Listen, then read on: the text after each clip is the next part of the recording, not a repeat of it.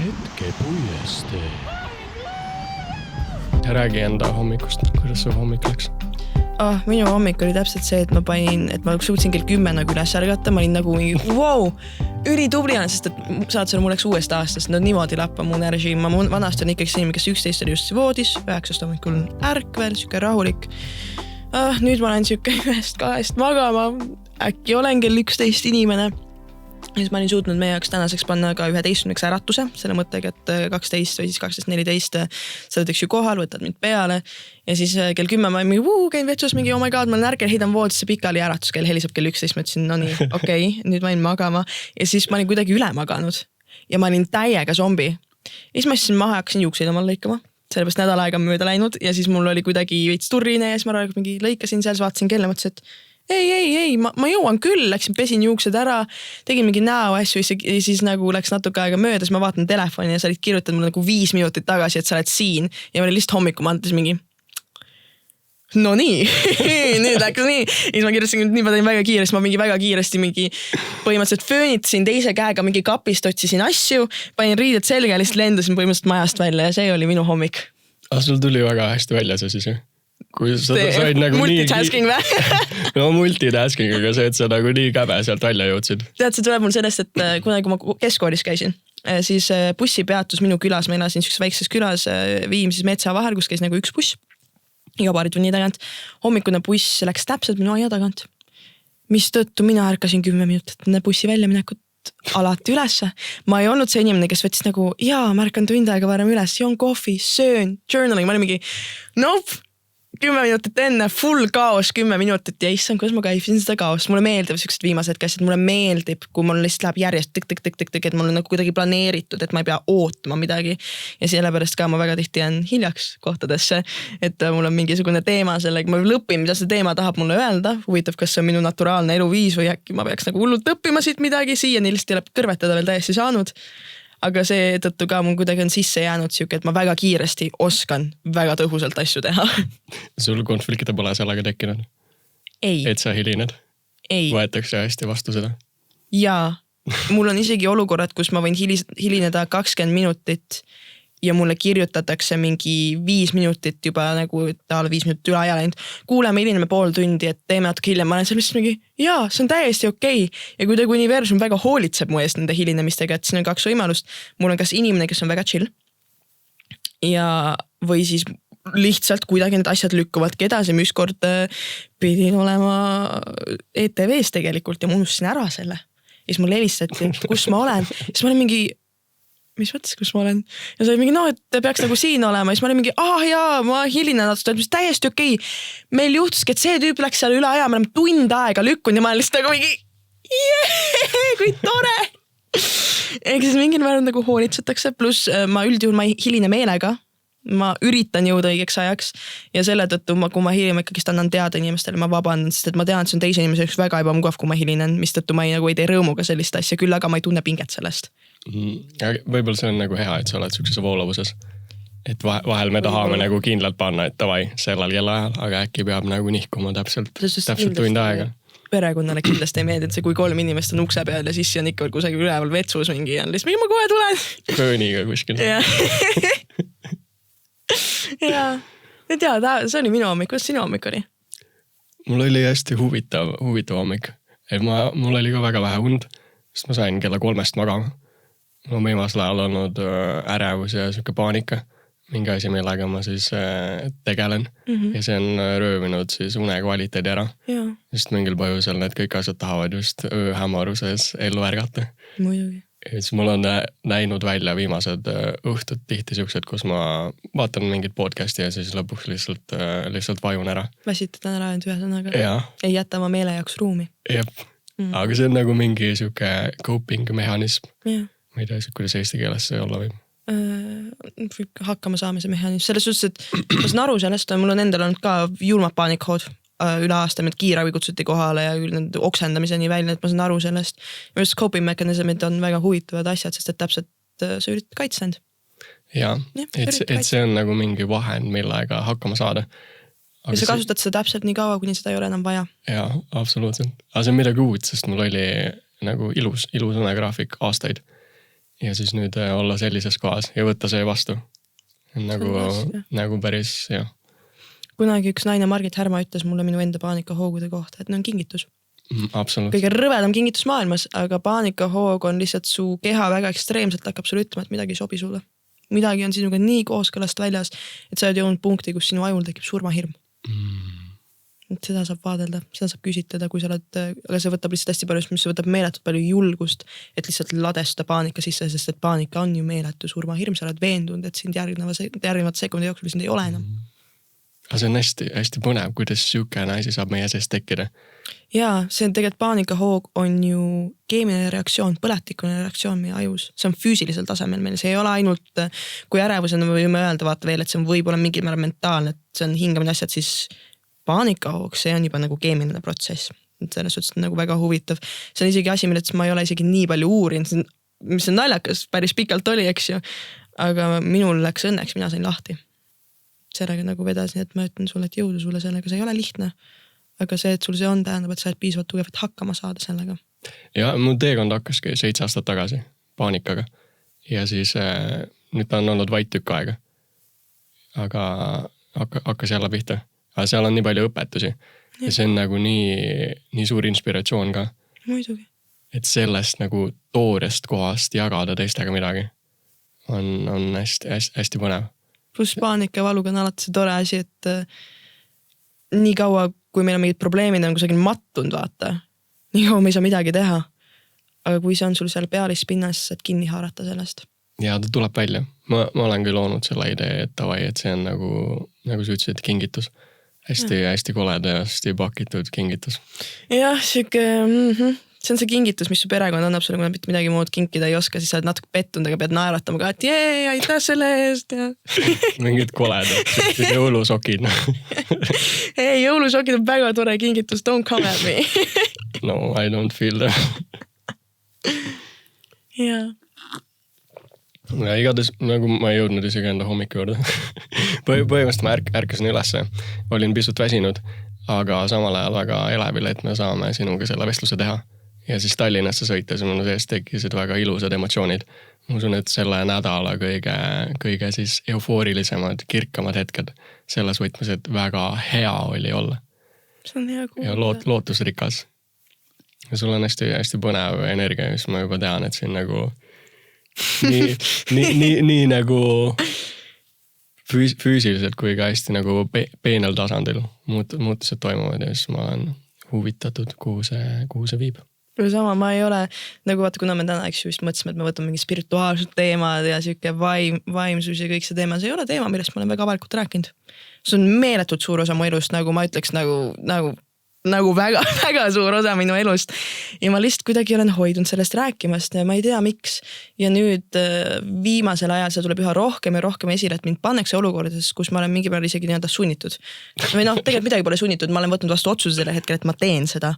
Aga üha rohkem tuleb neid olukordi esile ja blokke on vähem. Väga palju vähem, sest kui sina mult esimest korda küsisid, siis ma tundsin jahi. Ja ma tundsin meeletut hirmuenergia tulva. Nagu see oli nagu mingi tsunami, mis minust üle lasi põhimõtteliselt. Ma ütlesin sulle ka kohe, vaata, et mingi blokk on nagu hästi tugev siin. Ja siis nüüd, kus ma olen 2 korda seda edasi lükanud, siis muideks täpselt nende nädalate sees on mul nii suured protsessid toimunud, et see põhjusega ilusasti nagu lükkus praegusesse. Et ma olen väga excited, et näha, kuhu see üldse läheb. Aga kui selles minul ka, ma olen täna nagu täpselt kõige kirkamas kohas selle aja jooksul, millal me hakkasime planeerima seda vestlust. See on nagu huvitav, et elu viskab täpselt õigel ajal need kokkusaamised. Mul oli varasemate vestlustega samamoodi, et need nagu pidid edasi lükkuma ja siis mingil täpselt õigel ajal oli, et davai, teeme ära. Aga mis sa arvad, miks see hirm seal taga on, et sa seda jagada ei taha? Ei tahtnud kunagi. See tähendab, et mind nähakse. Mind nähakse täielikult sellena, kes ma olen ja mina kasvasin üles selle mõttega, et kui mind nähakse, siis see võib olla mulle ohtlik. See on olnud mulle lihtsalt minevikus ka füüsiliselt ohtlik. Ma olen füüsiliselt haiget saanud olukordadest, mind on löödud siuksed koledamad asjad, mis tõttu minu jaoks see, mis ma olen, mind võidakse karistada selle eest, eks ju. Et ma lihtsalt olen see, kes ma olen, ma lihtsalt eksisteerin. Ohtlik, hirmureaktsioon, mu keha üritab mind kaitsta. See on asi, millega ma olen teinud viimased kuud tööd. sest et nüüd ta oli valmis, ta nii-öelda sai küpseks, probleem sai küpseks ja oli nagu puu otsast võisin nagu lõpuks alla võtta ta ja vaadata, sain teada, et kuidas mind on lapsena ala lasteaias väärkoheldud ja kuidas sellest oli siuke hästi suur doominoefekt minu ülejäänud ellu, kus kui mind füüsiliselt siis nagu löödi või kusagil, kui juhtusid olukorrad ja ma sain haiget, siis kuidas see oli natuke nagu vähk, mis läks laiali minu ajus, et nendes kohtades siin minu elus mina ei tohi olla mina. Lihtsalt karistatakse selle eest, kes ma olen. On naturaalses olekus. Nii et minu jaoks see mõte, et mind nähakse sellena, kes ma olen meeletult ohtlik. Ja ma olen, kui ma lõpuks nägin, kus see tuli, kus see mul elus laiali oli, mis ta oli teinud, siis ta kadus ära. Ja nüüd vaikselt ma õpin oma ruumi võtma siin maailmas. Ruumi, mida ma ei ole aastaid võtnud, sellepärast, et äkki see võib ebamugavust tekitada teistes. Äkki see võib olla ohtlik minule. Kõik siuksed asjad on minul hetkel protsessid, mis nii-öelda taanduvad. Vaikselt kusagile tagaplaanile integreeruvad minu ülejäänud teadmistega ja ma võtan sealt välja need õppetuid, mis oli sealt vaja välja mõtta. Ja ka viimased nädalad see veel toimusid mul need asjad, et ma ütlesin sulle, et mul reaalsus ja vana reaalsus nagu kaklesid oma vahel. See oligi see osa minust, mis ei julge võtta ruumi siin maailmas.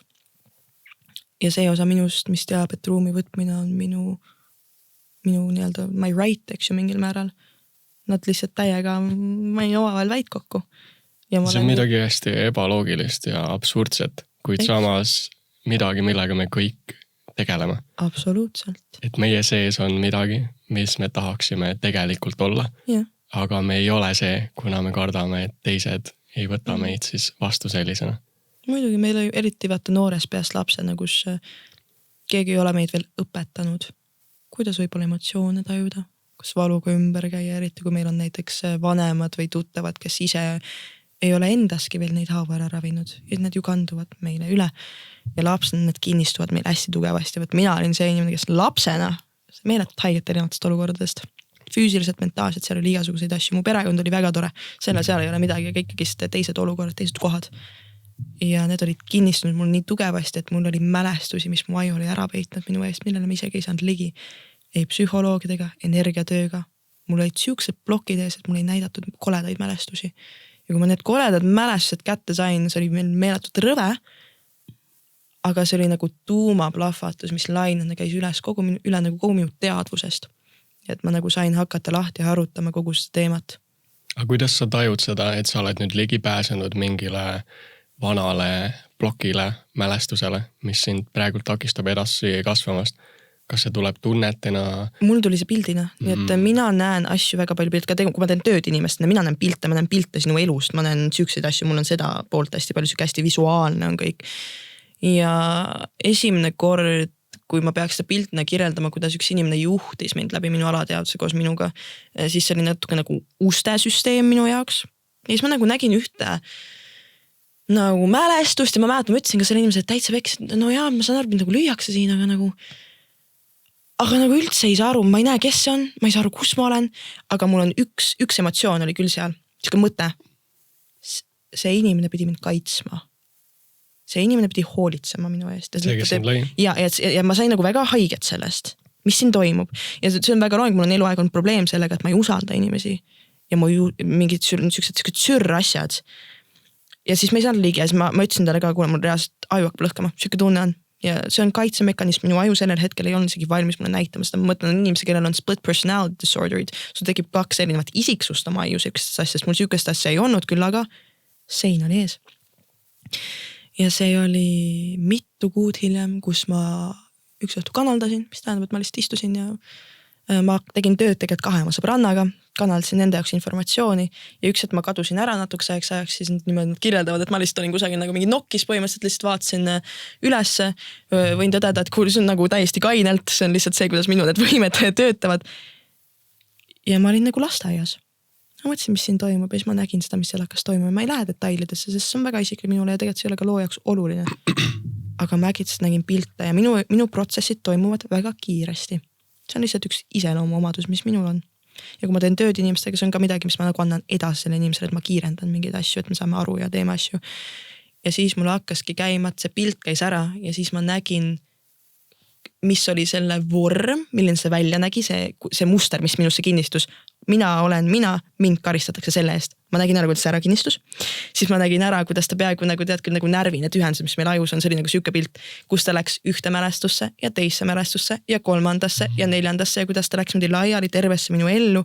Ja ma vaatasin, kuidas ta igat minu elu olukorda mõjutas, kuidas, kui palju, kus muster oli ja kus ma saan ta nii-öelda nagu seinast välja tõmmata, et elekter sealt enam läbi ei käi. Muud moodi ei oska kirjeldada seda. Aga see on lihtsalt informatsioon ja selle aksepteerimine. Ja aru saamine võib-olla see oli ka see, et see ei olnud tõde. See oli selle minu 2-aastase tüdruku reaalsus, mis on minuga 20 aastat kaasa kõndinud. Ja nüüd ma nii-öelda sain reaalsus update'i teha. Tegelikult reaalsus on teistsugune. Traumad väga tihti ongi ju see, et me näeme oma oleviku kogemust läbi mineviku filtri. Et see, kus see trauma meil toimis, me jääme oma ajuga, oma mõtetega, oma emotsioonidega, me jääme nagu sinna kinni. Ja nüüd kõik ülejäänud olukorrad, kuidas see trigerdab, on selle nii-öelda taas elamine ja siis me reageerime täpselt samamoodi isegi, kui ta on väga erinev olukord. Ja mina sain lihtsalt kinni selle allika sealt. Ja tänu sellele muutsid kõik minu reaktsioonid.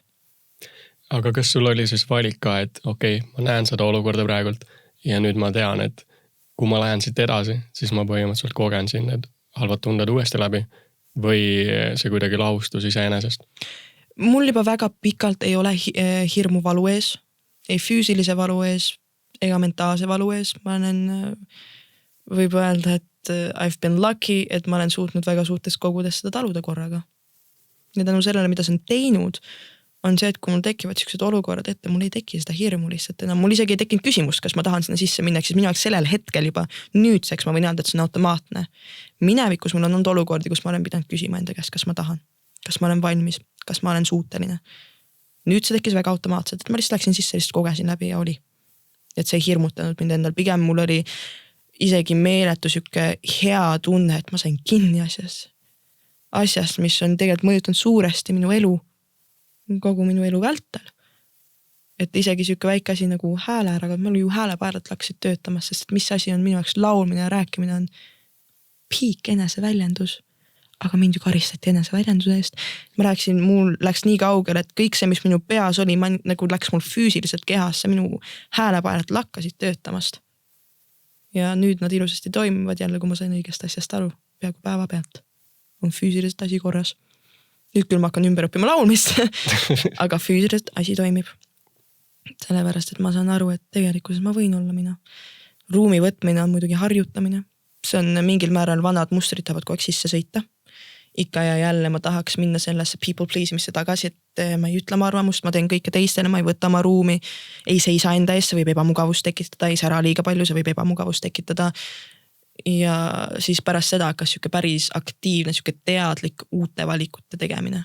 Et ma ei kuku vanasse harjumusse, vaid teen teadliku teistsuguse valiku.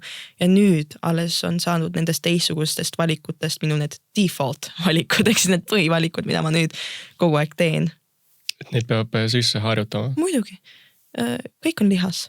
Kui me niimoodi vaatame meie uskumused, me ei saa lihtsalt öelda, et nüüd me oleme teistsugused. Ei, me võtame uskumuse. Siis me mõtestame selle enda jaoks veel lahti, kuidas see meie süsteemile toimib, siis me hakkame vaatama, et kuidas me nüüd siin hetkes hakkame selle põhjal otsuseid tegema, siis me peame tegema teadlikke otsuseid, sellepärast, et meil on ju vanad süsteemid ja vanad mustrid sees. See süke asi võtab aega, see ei juhtu mitte kunagi üle öö, see võib vahel olla ka 0,5% muutust iga päev, kuni üks päev see on 100. Aga see võtabki aega, kuni me integreerume asja oma ellu. See on päris kurnav ja energiamahukus ka. Absoluutselt mitte. Sinul ei ole? Minu jaoks vanasse vormi jäämine on energia nagu võtab ära. Sest tegelikult, kui sa leiad mingi uue vormi, mis on sinu jaoks naturaalsem, siis sellest hetkes alates see vana ei toimi enam sinu jaoks, muidu sa ei oleks uut leidnud omale. Vana toimib sinu jaoks täpselt nii kaugeni, ta ei toimi enam ja nüüd, mida rohkem sa jääd selle vana vormi juurde, seda rohkem sul hakkab tegema ärevust, füüsilised asjad hakkavad tekkima. Öeldakse shadow work, eks on see tüüpiline see ütlus sellele, et kui me töötame oma varjupoolega. Kui sa töötad oma varjupoolega, aga sa integreeri ära neid asju, mis sa õpid, sa jääd väga haigeks sellest, see on väga raske sulle. Mistõttu see integreerimisprotsess on väga oluline, et sa annad endale aega. Sest et mingil määral see võtab energiat, sa pead olema teadlik oma otsustest. Aga see, kui sa oled teadlik, et sa pead teised tegema ja jääd vanasse, see on veel raskem sinu süsteemi jaoks. mul tulid endal kohe mingid seosed nende asjadega. No mis sul tekkisid? Peegeldusid endale. Tahad sa rääkida neist? Ma hetkel ei läheks sinna sügavuti sisse. Et ma keskenduksin rohkem sinule. See on täiesti okei. Teiste asju on ikka huvitavam kuulata. Ja lihtsam ka kuulata. I know, mis sa arvad, mis ma küsin? Aga kuidas on nagu? Aga millegi pärast on ikkagi nii, et me teame, et me peame muutuma. Peame mingid asjad ära tegema. Aga väga paljud meist ei suuda seda teha. Kaitse. Mingi määral ikka. Mõtlen, kas ma saan mingi väga hea näite tuua. Hetkel üldse ei tule pähe. Aga ikka jälle me tunneme, et me tahame muutuda, et me peame muutuma sinna muidugi 2 asja. Kas ühiskond ütleb sulle, et sa pead muutuma, nüüd sa tunned pinget, et ma peaks olema tervislikum, ma peaks mediteerima, teised ju mediteerivad, ma peaks tegema nii-öelda külmas duši all käima või lumeses käima, sest et teised teevad seda, sest et see on ju mingil määral tervislik. Või kas see muutuse tunne tuleb sinu seest? Siin peab selle vahe jälle ära tegema, sest et koheselt, kui sa teed sa selle pärast, et peaks tegema, ta ei tule sulle enam õigest kohast. Siis ta ei ole ju sinuga kooskõlas. Mulle on siuke ütlus, et you'll be one way until you won't. Muutused ka minust tulevad väga naturaalsetel hetkedel meie elus. Vahel see saabki alguse sellest, et sa võtad vastu otsuse, et ma tahan muutuda. Mis lubad sellele otsusel juba olla seal, et mida su keha selle otsusega teeb. Sest et iga inimene muutub alles siis, kui ta on valmis muutuma. See on omamoodi kunst ka, märgata seda hetke. Vabandust. Et neid väikseid detaile tähele panna, mis juhivad meid muutuse poole. Kui sa ei pane neid tähele, siis see tähendab, et ei olnud veel sinu muutuse hetk. See on hea näide, on suhted, eks ju. Vahel ikkagist oled suhtes kellega ja su sõbranna võib sulle 1,000,000 korda öelda, et kuule, tule ära sealt, sa oled nagu nii palju rohkem väärt. Aga fakt on see, et sa ei tule sealt enne ära, kui sina sealt oma õppetundi kätte ei saa. Kui sina ei saa aru, mis sinul oli vaja sealt saada, kui sina ei tee oma protsessi sealt läbi, mitte keegi teine ei saa sundida sind muutuma või kusagilt välja tulema, enne kui sina oled selleks valmis. Sest et muidu kuuled sõbrannat, tuled välja olukorrast, õppetunde ei saanud, lähed uute tsüklisse. Täpselt sama tsükkel tuleb lihtsalt uuesti. Sellepärast ma väga tahaks, et inimesed usaldaksid oma tempot. Et lubaksid endal olla ka negatiivsetes olukordades, mis ei ole võib-olla neile kasulikud, kuniks nad saavad aru, miks nad olid seal negatiivsetes olukordades. Vahel ka sunniviisiline muutus on muutus, vahel inimesed, kellel on sõltuvused. Nad perekonna tõttu nii-öelda lähevad näiteks rehab, mul ei tule eestikeelne sõna üldse meelde. Taastusravi. Ja aga ka selle muutuse nad oma ajus võtsid kuidagi vastu, et nad ikkagist teevad seda, mis tõttu ka see oli nende muutus. See on nagu hästi mingi 1,000,000 tasandit tegelikult selle jaoks. Aga lõppkokkuvõttes kõik juhtub siis, kui ta peab juhtuma, siis kui inimene on valmis. Me ikkagist jõuame tagasi selleni. Täpselt see sama koht ja muidugi. Sellest ei saa üle ega ümber. Aga see on siuke vastus, mida ei taheta saada. Et mul korra tekkiski see küsimus, et kas nüüd kui ma olengi selles nagu näiteks abusive relationship, kas see siis peabki minuga juhtuma? See nii kaua, kui ta juhtub ja üks hetk käib plõks ära lihtsalt, ma rohkem ei taha. Just. Või ma saan midagi teha, et sealt pääseda. Muidugi sa saad selle klõksuni kiiremini jõuda, kui tahad. Aga me ei oska. Ei oskagi, sest et sa oledki olukorras, et õppida. Mina olin just praegu suhtes, kus oli väga palju armastust. Aga see oli suhe, kus see, mis mina olin mingil määral ei olnud okei. Mul oli inimene, kes tahtis muuta mind hästi palju. Ma mõtlesin hästi palju survestust olla midagi muud ja mul, nagu ma ütlesin, vaata, mineviku kogemustest ka, mul ei olnud nagu väga selgroogu, ma ikkagi ei seisnud enda eest. Ja ma võin öelda, et see suhe murdis mind punktini, kus ma tõusin püsti ja ütlesin, ma ei taha enam. Kõnsin ära. Ja see oli hull siuke trigger, et nüüd toimus jälle siuke spiraalid, asjad, et kukun kusagile täiesti endas säkitselt ja sain aru, et mul oli vaja seda negatiivset õppetundi, et teada, mis ta ma tegelikult tahan. Aga sa tundsid enda hästi selle keskel mingi hetk? Seal suhtes või? Jah. Muidugi, nagu ma ütlesin, armastust oli palju. Lihtsalt see, et armastus, aga lihtsalt see, et armastus on, ei tähenda, et on hea suhe. Mingi ajani meil oli väga hästi kõik. Me liikusime nii-öelda kogu aeg ühed rütmisimad edasi ja siis hakkas toimuma see, ta hakkas nagu erinevad suunad, erinevad kiirused ja vabalt oleks võinud kinni hoida, aga mina hakkasin tundma, et minul oleks siis olnud see, et mind hoitakse tagasi mingil määral, mitte et see inimene hoidis mind tagasi, tema elu lihtsalt läks suunas, kuhu mina ei pidanud minema teises suunas ja et ta oleks minu suunast, oleks mina iseennast tagasi hoidnud selle otsusega, et ma jään temaga. Et ma pidin enda jaoks tegema otsuse sealt lahkuda. Need on päris keerulised kohad. Muidugi on. See oli valus koht. Aga mina tundsin oma südames, et see oli õige otsus. Ja see protsess kestis ligikaudu 4 kuud. See lahkumise protsess. See mõte, et kas ma tegelikult võib-olla väärin paremat, tegelikult tahaks võib-olla teisiti olla. Ma isegi väärin paremat, sest see inimene oli väga tore inimene, väga imeline inimene, aga just enda jaoks. Kas ma nagu tahan paremat selleks, mis on minuga kooskõlas ja kuni selle punktini, et tahaks tegema kahtlused, kuni selle punktini, et ma nagu esimese siis nagu sammu tegin, et tahaks nagu lahkuda ja siis jäime kokku, et proovisime nagu töötada ja siis sõbrannad ka, kes nagu utsitavad tagant, aga ei saa aru, et mul on minu enda tempo. Et nemad ei näe seda protsessi poolt jälle hästi palju valu, aga valu tuleb ka usaldada, valu on ka põhjusega siin. Ja nii kaua minu jaoks, kui see tunne on õige, siis valu on nii väärt seda. Ma olin väga hea meelega selles valus, sest mitte kordagi ei tekkinud minust tunnet, et see, mis ma teen, on vale. Tüke hästi enda sees olemine oli mul nagu hästi tugev kogu see aeg. Kas sul on anda mingit nõu, kuidas olla tervislikumates suhetes? Sa pead endaga tööd tegema. See on reaalne ainuke asi.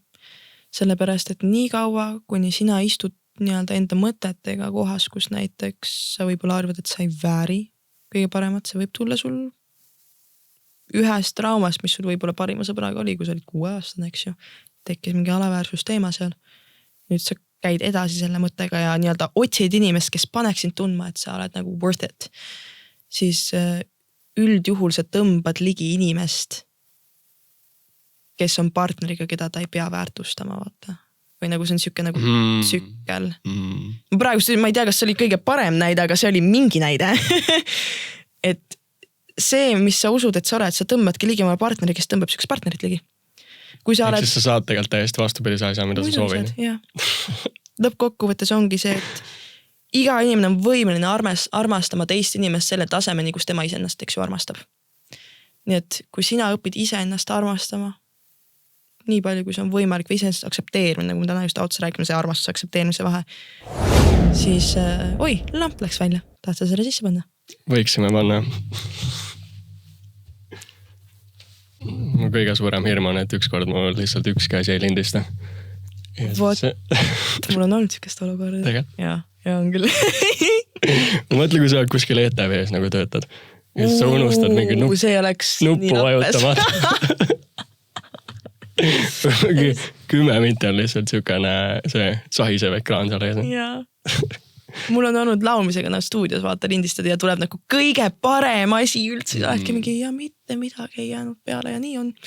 Nüüd mine edasi elus ja mõtle, et nii ongi ja tee rahu sellega, eks ju. Mitte ära jäägi etterama seda. Õppetunnid iga nurga peal, issand kui vahva. Aga selle suhte juurde tagasi tulles.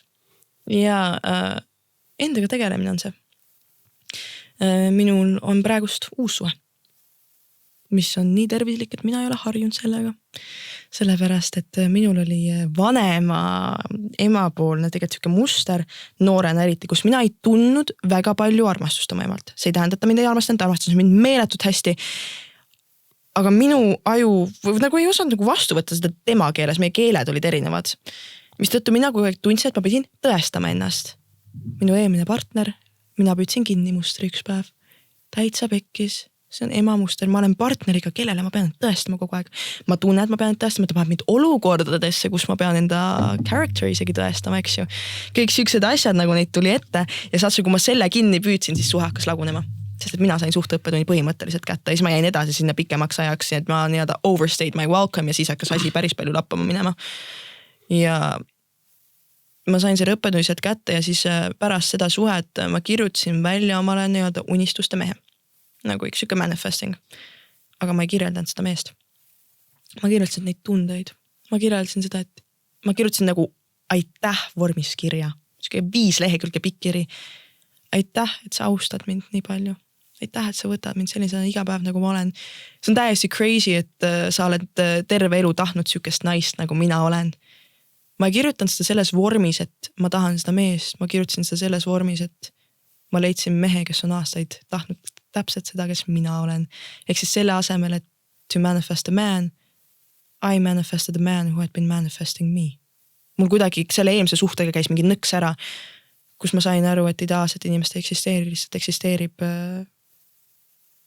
kooskõla ja need otsused, kas me tahame koos olla ja see, et kas mind võetakse sellena, kes ma olen ja see oli lõppude lõpuks ainuke asi, mida ma tegelikult tahan. Ja sellega äkitselt mul on suhe, kus mul on täis turvalisus. Ta istus minuga maha siin üle eile ja oli mingi kuule, ma tahan teada kogu sinu füüsilise trauma minevikku. Kõik need asjad, mis on sul aigel, palun räägi mulle, sest ma tahan aru saada, et ma oskaksin sind paremini toetada, sest et ma nägin, et paar päeva tagasi sul oli valus. Sa peitsid seda vist mu eest. Ja ma ei saanud kallistama tulla sind. Nii et palun nuta, mis iganes, ma hoian sind, ma tahan kogu story't teada. Ma olen seal lihtsalt nagu mingi mis ma teen siukses olukorras? Ja, mis mõttes sa küsid? Mis mõttes nagu sa huvitud sellest? Mul ei ole olnud siukseid olukordi enne, aga ma olen tööd teinud selle nimel ja ma olen ise endaga tööd teinud selle nimel ja nüüd see on siin ja muidugi väga suured õppeolukorrad minu jaoks avada ennast.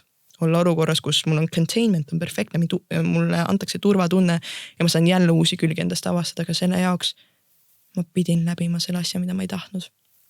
Ma pidin läbima selle valu, sest et see valu on õpetaja siiski. Valu sees me näeme ära, mis me ei taha ja valu sees, kui meil on nii rõve, siis mis valu ongi, et meil on nii rõve, et meil ei ole muud valikut. See on see teema, meil ei ole muud valikut, kui vaadata, mis asi see meile haiget teeb. Sest et valu töötab nagu tekk natukene üle kõikide meie ülejäänud nii-öelda transmitterit. Mul ei tule eesti keel üldse välja, sorry, ma loodan, et teil on ka chill see, et mul lihtsalt mingi inglise keel siin vahepeal on. Aga jaa, valu on nagu tekk kõikide ülejäänud tunnete peal. See on ainuke asi, mis jääb alles. Ja kui see on ainuke asi, mis jääb alles, siis sul on üks asi, millele fokusseerida. Sul ei ole ülejäänud miljon asjad, ma pean seda tegema. Ei, sul on valus. Nüüd sa pead ainult valuga tegelema. Seepärast valu ongi suur õpetaja. Ta jääb üksinda sinna ja sa saadki ainult seda vaadelda ja ainult sellest informatsiooni. Ja sellepärast on super asi. See on nagu kõige väekam õpetaja üldse. On. Ja me isegi pea tegelema. Me ei pea panema ebamugavatesse olukordadesse. Meie haavad teevad seda meie eest. Ja nad panevadki meid ebamugavatesse olukordadesse, et me saaksime nendest õppida. Valu, viha, kurbus. Need on kõik väga suured õpetajad. Need on kõik põhjusega seal. Meil on spirituaalsus, aga siiski meil on ka inimese aju, bioloogia, füüsika. Minu jaoks nad kõik käivad täiesti käsi käes. Mina jumaldan neid kõiki nagu korraga. Ja seepärast mulle meeldib vaadata aga inimkeha ja inimaju, et põhjusega on sul emotsioonid. Sest et me ei hõlma vaata seda kõik, mis meie ajus toimub 24/7, me kasutame päris väikest protsenti, eks ju, nii-öelda igapäeva elus. Nii et meie keha räägib meiega läbi tunnete. Ta räägib meiega läbi valu, läbi kurbuse, läbi viha. Ta üritab meile anda informatsiooni, mida me muidu sealt lihtsalt 24/7 kätte ei saa. Ja meil tasub kuulata neid tundeid. Tasub uppuda isegi nendesse. Siin tuleb teha endal selline kannapööre, et kuidas me seda valu vaatleme. Ja senikaua, kui me vaatame seda kui midagi, et tavai, ma pean sellest käbe lahti saama, see on vale, et see mu sees on. Siis me ei saa sellega sellises võtmes tegeleda, et sealt midagi õppida. Ma arvan, et see on okei leida omale õpetajad. Vahel meie valud on ka väga suured. Mõni trauma mõnel inimesel on siuke, et üksinda see tapaks ta tegelikult ära. Ongi. See oli nii julm, et ta ei saa sellega ise hakkama. Nendes olukordades meil on psühholoogid, psühhiaatrid, ravitsejad. Inimesed, kes on kogu elu tööd teinud selleks, et hoida ruumi ja hoida turvalisus samal ajal, kui see teine inimene läbib neid oma valusid. Minu arust täiesti okei on abi küsida, meid on põhjusega biljoneid siin maa peal.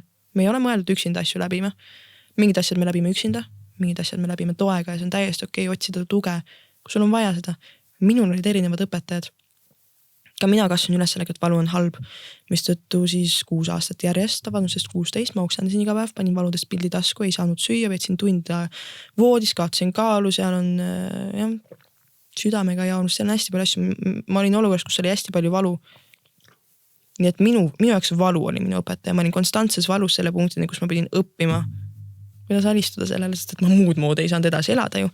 Ja siis mul oli ka üks võimas naine nimega Tiia Kuusk, kes ka väga palju aitas mind just NPA non-personal attachment, eks ju, tehnikad, kuidas oma emotsioonidega kontakti saada, väga praktilised tehnikad algus. Mina alustasingi õppimisega.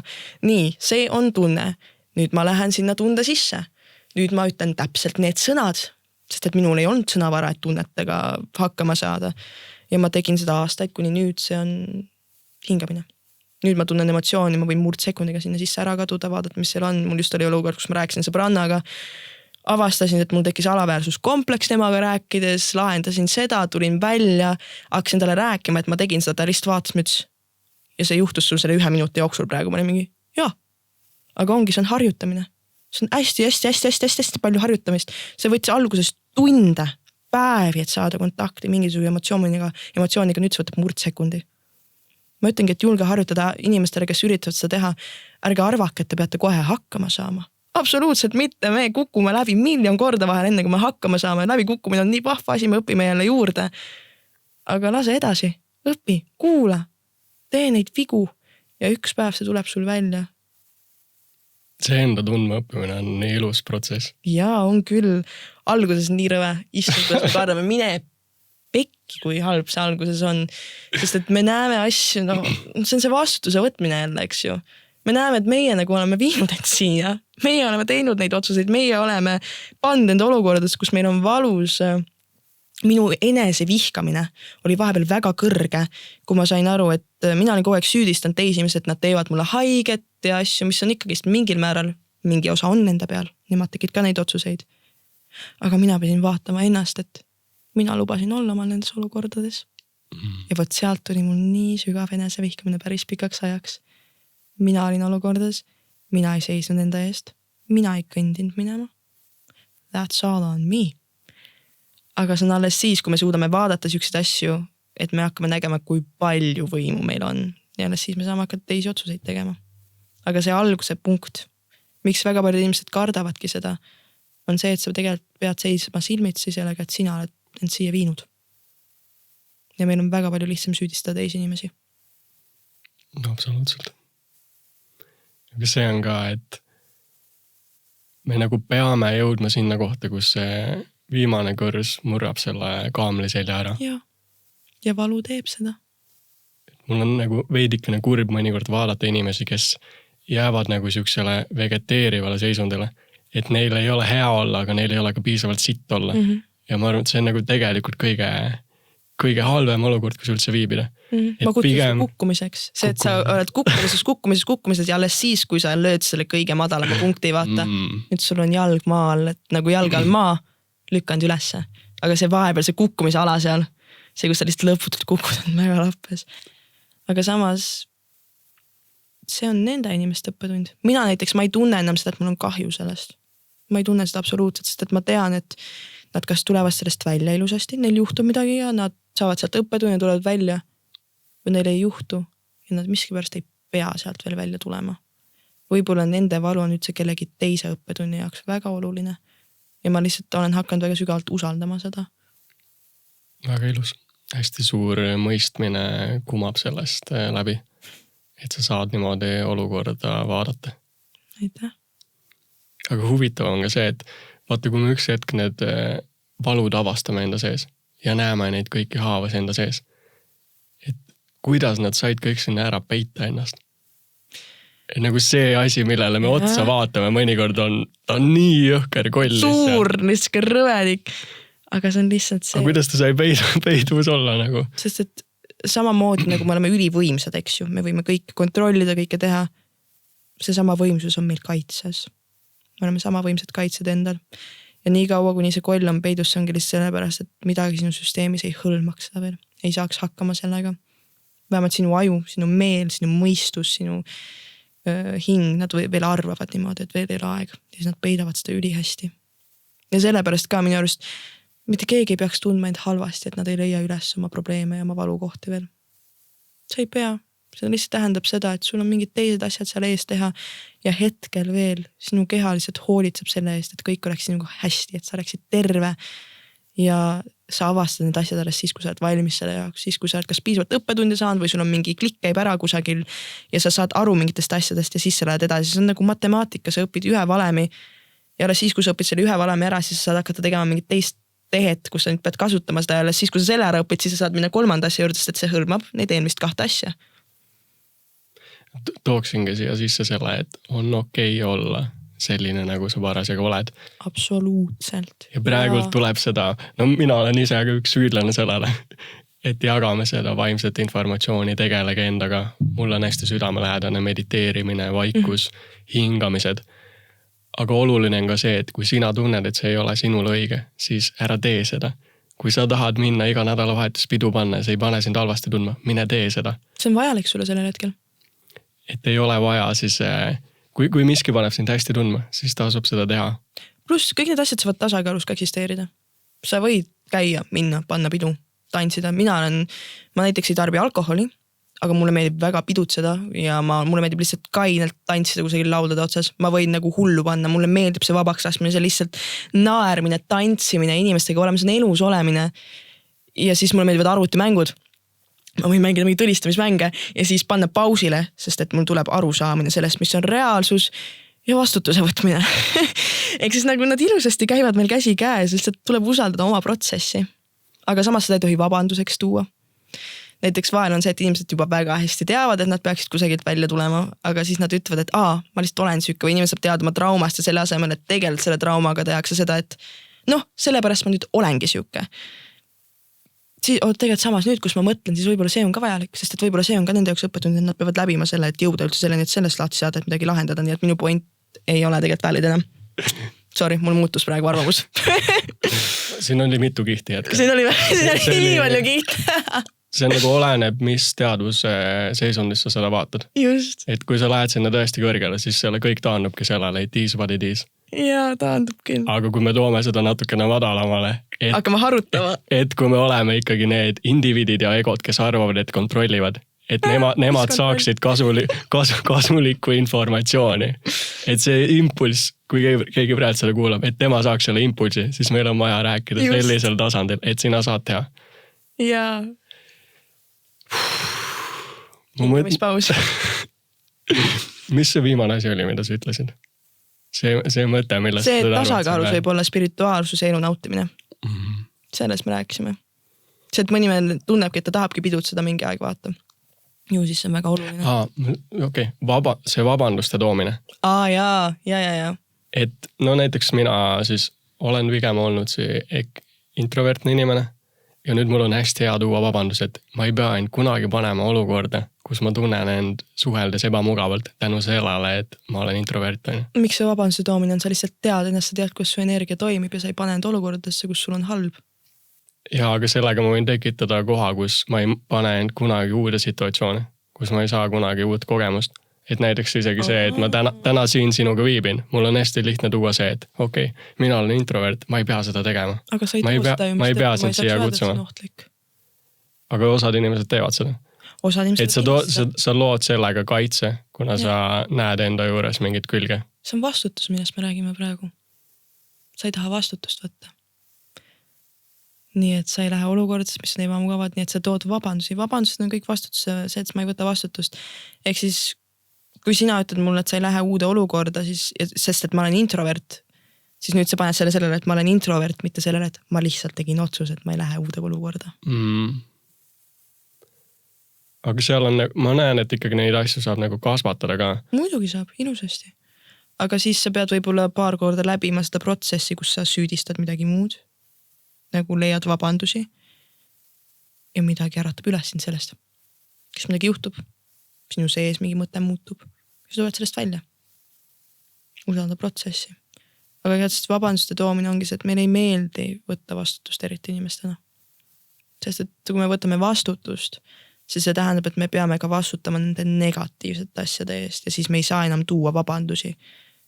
Täpselt nagu ma ütlesin, et ma olin suhtes, kus mind ei väärtustatud. Ma võiks vabalt öelda, et mul olid kõik need traumad ja asjad, mis olid. Aga ma pean ka arvestama, et mina ei tulnud ära sealt. Ikkagist ei tulnud. See on siiski minu otsus. See oli minu vastutada. Ja nüüd ma tulin sellest välja, et ma lahendan seda. Ja igapäevaselt, kui ma ei taha saada sõpradega kokku, ma ei too mingit vabandust sinna, et ma ei saa, mul on nii palju tööd teha, mis iganes, kui tegelik fakt on lihtsalt see, et ma ei taha minna. Tunne, et ma ei taha minna ja sellel hetkel see, et ma ei taha minna, võib ju haiget teha. See võib jätta minust paha mulje, nii et nüüd ma toon vabanduse sellele. Kuigi tegelikult täiesti on okei võtta vastutus, et ma ei taha tulla. Ja et tajuda, mis kohast see tuleb. Jah, tajuda, kus kohast. Ma ennem jäi see natukene segaseks. Et see näide täiesti okei ongi see, et kui mina olen introvertne inimene ja ma ei taha inimest näha, siis ma ei pea seda tegema. Absoluutselt mitte, see on sinu energia jaoks. Nüüd, kui sa teed seda harjumusest või ei tegelikult, käänsin ära. Kui sa teed seda hirmust ja tood vabanduseks, et sa oled introvertiline, siis see on vabandus. Kui sa teed seda olukorras, kus sa tunned, et ma ei taha olla selles olukorras, sellepärast, et see läheb vastu sellele, kui minu energia sellel hetkel toimib, siis see pole vabandus, siis see on sinu tõde. See on vahe, kas asi tuleb, vot ongi, tõde või vale. Tõde sellel hetkel on see, et võib-olla, et ma olen üle väsinud. Ma tean, et kui ma saan nende inimestega kokku, mul ei ole lõbus, mis tõttu, miks ma lähen sinna, siis ma tahan kodus olla ja siis ma ütlen nendele sõbrannadele, sõpradele, et ma olen meeletult väsinud, te ei saa minult seda täis tähelepanu, mida te väärite.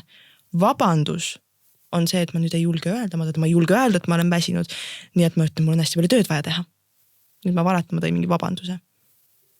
Tõde on see, mille eest ei tahata vastutust võtta. Meie tõde. Ja see tõde võib olla mis iganes, aga miskipärast me toome teisi vabandusi sinna. Sinu tõde on see, et sa oled väsinud, sinu vabandus on see, et ma olen introvert võib-olla. Sinu tõde on, see võib olla hästi palju asju. See, kui see podcast ka, ma tundsin mingit blokki, eks ju, aga minu tõde oli see, et ma tahtsin seda teha, nii et ma ütlesin sulle, et ma tulen, aga mul on mingi blokk ka seal. Kui ma oleks ainult seda blokki jäänud kuulama, siis ma oleks mõelnud sulle mingi bullshit vabanduse välja. Ma oleks öelnud sulle mingi, et ma olen kinni see päev, vaata, ma ei saa. Ja see on vabanduse toomine jälle. Ja me võiks ühiskonnana seda rohkem praktiseerida. Muidugi võiks, aga kahjuks on ohtlik jälle paljudel inimestel. Me ei julge teha seda, sest mul on ka, ma tunnen, et selle aususega tuleb üks hetk piir ette ja siis sa oled, okei, kuule, siit ma enam edasi ei taha minna, see läheb ebamugavaks. Aga miks ta tegelikult ebamugavaks läheb? Miks on ebamugav olla aus? Miks on raske väljendada seda, kes me tõeliselt oleme? Siis sa oled täielikult minu ees siin. Ja siis ei saa haiget enam sinu kaitsekilp, kui keegi sulle midagi ütleb teed, vaid siis saad haiget sina. Me ei taha end panna sinna välja. See on hirmuäratav. Aga miks me haiget saame üldse? Millest see koht tuleb? Sest kas meil on, küsimus oleks selline, kas meil on võimalik jõuda kohtadesse, kus me enam haiget ei saa, kui me ennast täielikult avame. Ja siis on see, et aga miks me siis vahepeal haiget saame? Ma tegelikult mõtlesin muidugi, aga ma arvan, see on jah ja ei. Ma ei tea, kas meil on võimalik täielikult jõuda süksesse kohta. Ma olen 22. Ma olen väga vähe elus olnud, mina ei ole veel jõudnud sellesse kohta. Aga haiget saamine on väga tihti ju isiklikult asjade võtmine ja haiget teevadki inimesed, kes on ise väga haiget saanud, see hurt people. Aga näiteks minu jaoks ma mõtlen, kas ma saan tuua mingi hea näite, mulle jubedalt meeldivad näited.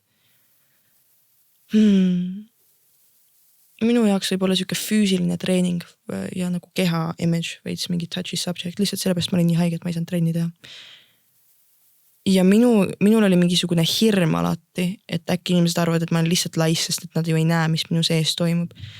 Ja kuna minul juba oli see hirm, sest minu jaoks laiskusel sellel hetkel oli mingi negatiivne silt ka veel minu jaoks küljes, eks ju, siis kui keegi tõi välja seda või kritiseeris seda minus, et ma ei tee, muidu see teeb mulle haiget. See, et mina olin negatiivseks, selle mõtestanud enda ajus. Meile teevad haiget need kohad meis, mille me ei ole ise veel aktsepteerinud. Millele me ise vaatame negatiivselt. Nüüd ma ei tea, kui kunagi ma kartsin ja ma olen juuksed ära lõigat, siis ma mõtlesin, et ma ei ole naiselik, eks ju. Ja siis, kui võib-olla ma oleks ära lõiganud ja mul oleks nüüd kahtlustanud, kas on naiselik või mitte, keegi tuleb ütleb mulle, et see on nii poisilik, see oleks mulle täiega haiget teinud. Sest mina juba uskusin seda. Ja nüüd keegi kinnitas ära mingisuguse uskumise minus. Kui keegi tuleks mulle praegu ütlema, et sul on mingi poisi pea, sa ei ole naine, siis ma hakkas naerma selle peale, sest et ma tunnen, et meeletult naiselikuna. Ehk siis hästi paljud sellest, mis me saame haiget, tulevad kohtades, mis meie enda sees me oleme endale haiget teinud. Või me oleme jäänud uskuma mingit storyt, mis on negatiivne. Siin on jälle nii mitu kihti. Ma alustan praegu kusagil pihta, mul ei ole õrna, kui ma jõuan välja selle jutuga. Ma panen praegu täiesti mingi automaat rääkimise pealt. Mul tuli sisse seal sõna enesehinnang. Jaa, see sõltub enesehinnangust. Et kui me usume, et me ei vääri armastust, nagu enne ütlesin, siis me tõmbame partneri, kes ei väärtusta meid. Ja ta hakkab kogu aeg lööma sellesse valupunkti. See on see triggerdamine, eks ju. Et enamasti me tõmbame lihtsalt ellu inimesi, kes vägagi löövad meile nendesse valupunktidesse ja toovad meist välja mingid valupunkte kogu aeg, et me saaksime nad ära lahendada. Ja siis ei saa keegi mitte midagi teha, see oli vist Eric Ehmeeds, ma ei tea, kas ma ütlesin seda nime õigesti. Ma käisin ühel lihtsalt konverentsil, kuulasin teda. Ta tõi hästi hea näite, mis on the red button. Siuke kast, kus on siuke punane nupp. Ja selle punase nupu peal on suured kirjas do not press, ära katsu seda. Sellepärast, et kui sina minul seda punast nuppu siin katsud, ma tulin mikri juurest ära, kui sa siin katsud, siis I'm get triggered. Ma võin kas vihaseks saada, ma võin haiget saada, nii et ma lihtsalt annan sulle teada, et see on siin ära katsu seda. Selle asemel, et sellest lahti saada. teine võimalus on see, et ma tean, et mul on see valukoht siin. Ma võin ju vaadata, kus see valukoht mul tuli minevikus, minu uskumustest, kus see mul kinni on, asja ära lahendada ja selle ära kaota, seda ohtu isegi ei ole enam ja see on haiget saamine. Vahel me saame haiget puht ainult selle pärast, et me saaksime lahendada midagi, kui me võtame suurt universumi pilti. Mitte selle pärast, et keegi tahaks meile haiget teha, vaid sest et meil on mingi uskumus, kus me ise hoiame kinni sükestest mõtetest ja me saame neid lahendada. See lihtsalt võtab jälle aega. See on jälle valus protsess. Aga tegelikult on huvitav lahendada. On nii äge. Minu jaoks on kõige nagu need lahendused asjad on nii ägedad. Ma eile ka mingi tundsin veits mingit ärevuse beebit oma kõhus ja kuidagi mingi reaktsioon muideks minust tuli ka, et vaataks telesarja. Nagu täiega lihtsalt nagu ignoreeriks seda. Isegi minul siin tekivad need reaktsioonid nagu mingi ei viitsi, üldse ei viitsi. Ja siis selle asemel ma olin mingi, aga tegelikult kui ma nagu olen selle sees ja juba lahendan, siis mul on tavaliselt üli chill olla. Ehk siis tegelikult see on sisse harjutatud harjumus juba see, et mine ignoreeri. Ja selle asemel, et ma panin tuled kustama toas, muusika nagu nii mul mängis siuke klassikaline ja heitsin voodisse pikali. Ja ma lihtsalt küsisin enda käest, mis see on? Ja mul tuli vastus. See vastus saab murdsekundiga alati, kui sa küsid minu arust pea kõikidel inimestel, mõnel mitte, aga enamikudel küll suudab väga kiiresti mingi sõna, mingi pilt, midagi ikka, kes tuleb, see viskab korraks. Sellepärast, et see on ainuke asi, mida see valu ja ärevus tahab edasi anda informatsiooni, et kui sa küsid ta käest, ta hea meelega räägib sinuga. Ja siis ma olin vist pool tundi seal niimoodi pikali, sest et mul lihtsalt hakkasid tulema lihtsalt mõtted ja pildid üles, et oi, see mõte, jah, ma olen päris mitu päeva seda esile tõust, okei, vaatame ära, mis see on ja jälle vaatad, et seda tahtsidki mulle öelda ja siis lähed järgmisesse, pool tundi ma lihtsalt käisin mingi mälestustes ja mingites piltides, siis tulin sealt välja, olin nagu tahaks pitsat. Ja siis ostsin ma natuke rämpstoitu, mida ma ei ole kuid söönud selle pärast, et ma tundsin selle hetkel, et ma olin kuidagi ära väsinud sellest ja premeerisin ennast. Ja läksin eluga edasi. Aga see on see valukoht, ma olin haiget saanud. See oligi, ma olin haiget saanud ühest asjast. Ja see andis teada, mul andis tunda. Ma lihtsalt vaatasin, kus see tuli, miks see tuli ja kes seda tegi ja see sama inimene, ma sain talle samal päeval kirjutada ka. Tegelikult veel. Muideks see tegi mulle haiget.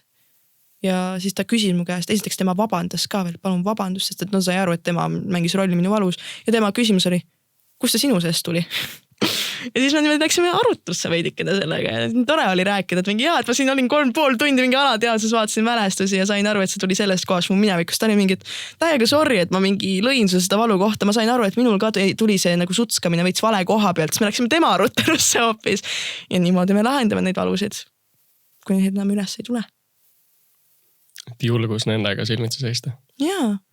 See tundub algus hästi hirmuäratav, seepärast, et ma arvan, et see valu seal alguses on hullem kui see, mis ta tegelikult on, kui sa sinna sisse nagu tüübid. Aga miks ta on hullem on see, et ta annab ju sulle signaali, sa pead tähele panema teda. Ja kui sa lõpuks sinna sisse lähed, siis ta on jumal okei, ta muutub mingiks kiisubeebiks.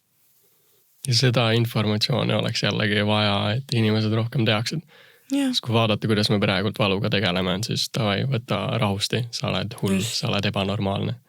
Sul on midagi viga. Mis on nii kuur. Aga keerame selle teistpidi. Kuule, sul on võimalus kasvada. Vaatas, praegult sul on see olukord, kus sa saad täiega edasi minna. Sul on võimalus seda valu mitte kunagi enam tunda. See on nagu väga suur motivaator võib-olla mõnele, kes võib-olla ei ole seal punktset valu on info, aga valu on ikkagi negatiivne. Oota, tegelikult ei. Ma just mõtlesin, et sa võid eks ju seda teha sellel eesmärgil, et ma ei tunne seda valu enam mitte kunagi ja siis sinna ladestuda, aga tegelikult sa juba blokid end sellega ja sellega sa ei saavuta seda. Nii et lõppkokkuvõttes on ikkagi vaja uudisimu. Uudisimu on the key siin. Kui sa lähed igasse valusse emotsioon selle uudisimuga, et mis seal võib olla, siis ma usun, et uudisimu on mingil määral nagu mingi rohi sellele kõigele. Tekitab sellesse normaalsest, et sul ei ole ootust, sul on uudisimu. Ja usaldust oleks ka vaja selles olukorras. Et esimest korda valu kogeda on kindlasti väga raske. Ja, see usaldus, et tuled välja sellest. Asjad saavad heaks minna. Ma vahel olen üldse mõelnud intuitsioonile ja sellisele nagu enese kuulamisele, et miks inimesed seda ei tee väga palju, siis ma olengi jõudnud usalduseni. Kõigepealt esimene kiht on tõde. Kui sa hakkad ennast kuulama, siis kahjuks see läheb tugevaks, sa ei saa ignoreerida tõde, sa ei saa valetada endale, sa ei saa valetada teistele. Miks me kardame tõde on see, et tõde on see üks asi siin maailmas, mis võib kogu maailmapildi kokku lagundada. Kui sa oled midagi valet enda jaoks üles kasvanud, siis tõega see kõik nendab tükkideks. Ja miks inimesed kardavad tõde on see, et nad ei usalda, et tõe taga võib olla midagi paremat meie jaoks. Mingi krookstab tule mul. Krooksuta. Nii, tuli ära. Ja seal tekib justkui konflikt selle võlts reaalsuse vahel. Selle idee ümber, milline maailm peaks olema. Ja siis minu enda sees oleva reaalsuse vahel. Ja see nii kaua, kui me seal võitluses oleme, siis tegelikult meil on raske. Aga huvitav on ka see, et osad inimesed isegi ei jõua kohta, kus nad näeksid seda konflikti. Nad ei peagi jõudma. Spirituaalsus ei ole mingisugune kõiki ületav, mingisugune võit, kui sa seal oled. See on lihtsalt see inimene, kes selleni jõuab ja sellega tegeleb. See on tema jaoks perfektne, aga on inimesi, kelle elus ei mängi mitte mingisugust rolli. Kelle elus ei peagi mängima mitte mingisugust rolli. Nende elul on täiesti teine eesmärk. Nende eluteel on täiesti teine eesmärk. Nad ei peagi selleni jõudma. See ei annaks neile mitte midagi. Nad võivad olla teadlikud sellest ja võib-olla see ei muudakski neile mitte midagi. See ei annakski midagi. And that's that. Ja igaühel oma rada. Just. Need radad on rajad nii erinevad, nii individuaalsed. Ma olen väga happy, et me spirituaalsuseni ja kogu see, kõik see, millest me räägime, see on väga kodune mu jaoks. On inimesi, kes kuulevad sellest ja neil on nagu mingi, see ei kõneta. Tore, et sa leidsid selle, aga mul on nagu täiesti teised teemad, millest ma tahaks rääkida ja arutada ja olla seal. Ja see ongi nende tõde. Elu olnud seal? Mingil määral, vaata, minu isa on eks ju Reiki master, tegeleb ka energiatööga. Mu ema ka, kuigi mu ema isiklikult ei tegele nende teemadega, siis mu ema tegeles alternatiivmeditsiiniga, homopaatiaga, refleksoloogiaga. Ja minu õde on ka hästi huvitatud sellest ja meil olid alati hästi avatud jutuajamised. Me võime istuda perekonnaga siiani saame kokku ja me võime istuda tundide kaupa, arutada selliseid teemasid. Ehk siis ma kasvasin üles hästi avatud mõtestatusega perekonnas. Et isegi nüüd aastaid tagasi, kus ma hakkasin aktiivsemalt sellega tegelema, mul oli isa, kes toetas mind selles, et ma liiga ei teeks endale. Ja mul olid vanemad, kes kuulasid väga hästi, nad oskavad kuulata, oskavad ideesid anda, oskavad aksepteerida, ei suru peale asju. Mu õdega tegeleb veits sellise maailmaga juba ilusasti. Ma ei tea, miks ma ilusasti ütlesin, see oli mingi parasiitsõna tuli kusagile. Ja temaga saame arutada. Ehk siis jah, ma nagu kasvasin üles selle keskel. Ja ma arvan, et see kindlasti ei surunud mulle midagi peale, sest et aastaid ma sellega ei tegelenud. Aga kuna minus see nii tugevasti väljendub, ma ei saa valida seda, mul sellel ei ole off-nuppu sellel, mida ma näen inimestes, mida ma tunnetan. Siis see, et mul oli siuke perekond lihtsalt, ma arvan, tegi minu jaoks selle tee selleni kergemaks. Et ma tean, et David Mikomägi, kes sul siin käis, tema ei kasvanud üles selle keskel, nii et tal on kindlasti omad teemad sellega, et ta alles nüüd, eks ju, aksepteerib seda kõike. Mina kasvasin üles selle keskel, mul ei olnud vaja aksepteerida seda. Mul oli see juba aksepteeritud. Minul on võib-olla teised asjad siin elus, mis on veidrad mulle, nagu ma enne ütlesin sulle, raha tegemine, füüsiline maailm, mingisugune elamine, karjääri loomine, issand, kui võõrad asjad need minu jaoks on. Sest et see oli jälle teema, millega ma ei kasvanud üles. Aga kas sa nägid mingi aeg seda nagu erinevust ka siis enda vahel ja siis nende inimeste vahel, kes ei ole nii nimetatud spirituaalsed väikse lapsena? Või sa märkasid seda, et miks inimesed näiteks valetavad mulle? Ja mul oli hästi palju seda läbinägemist, valetamist, asju.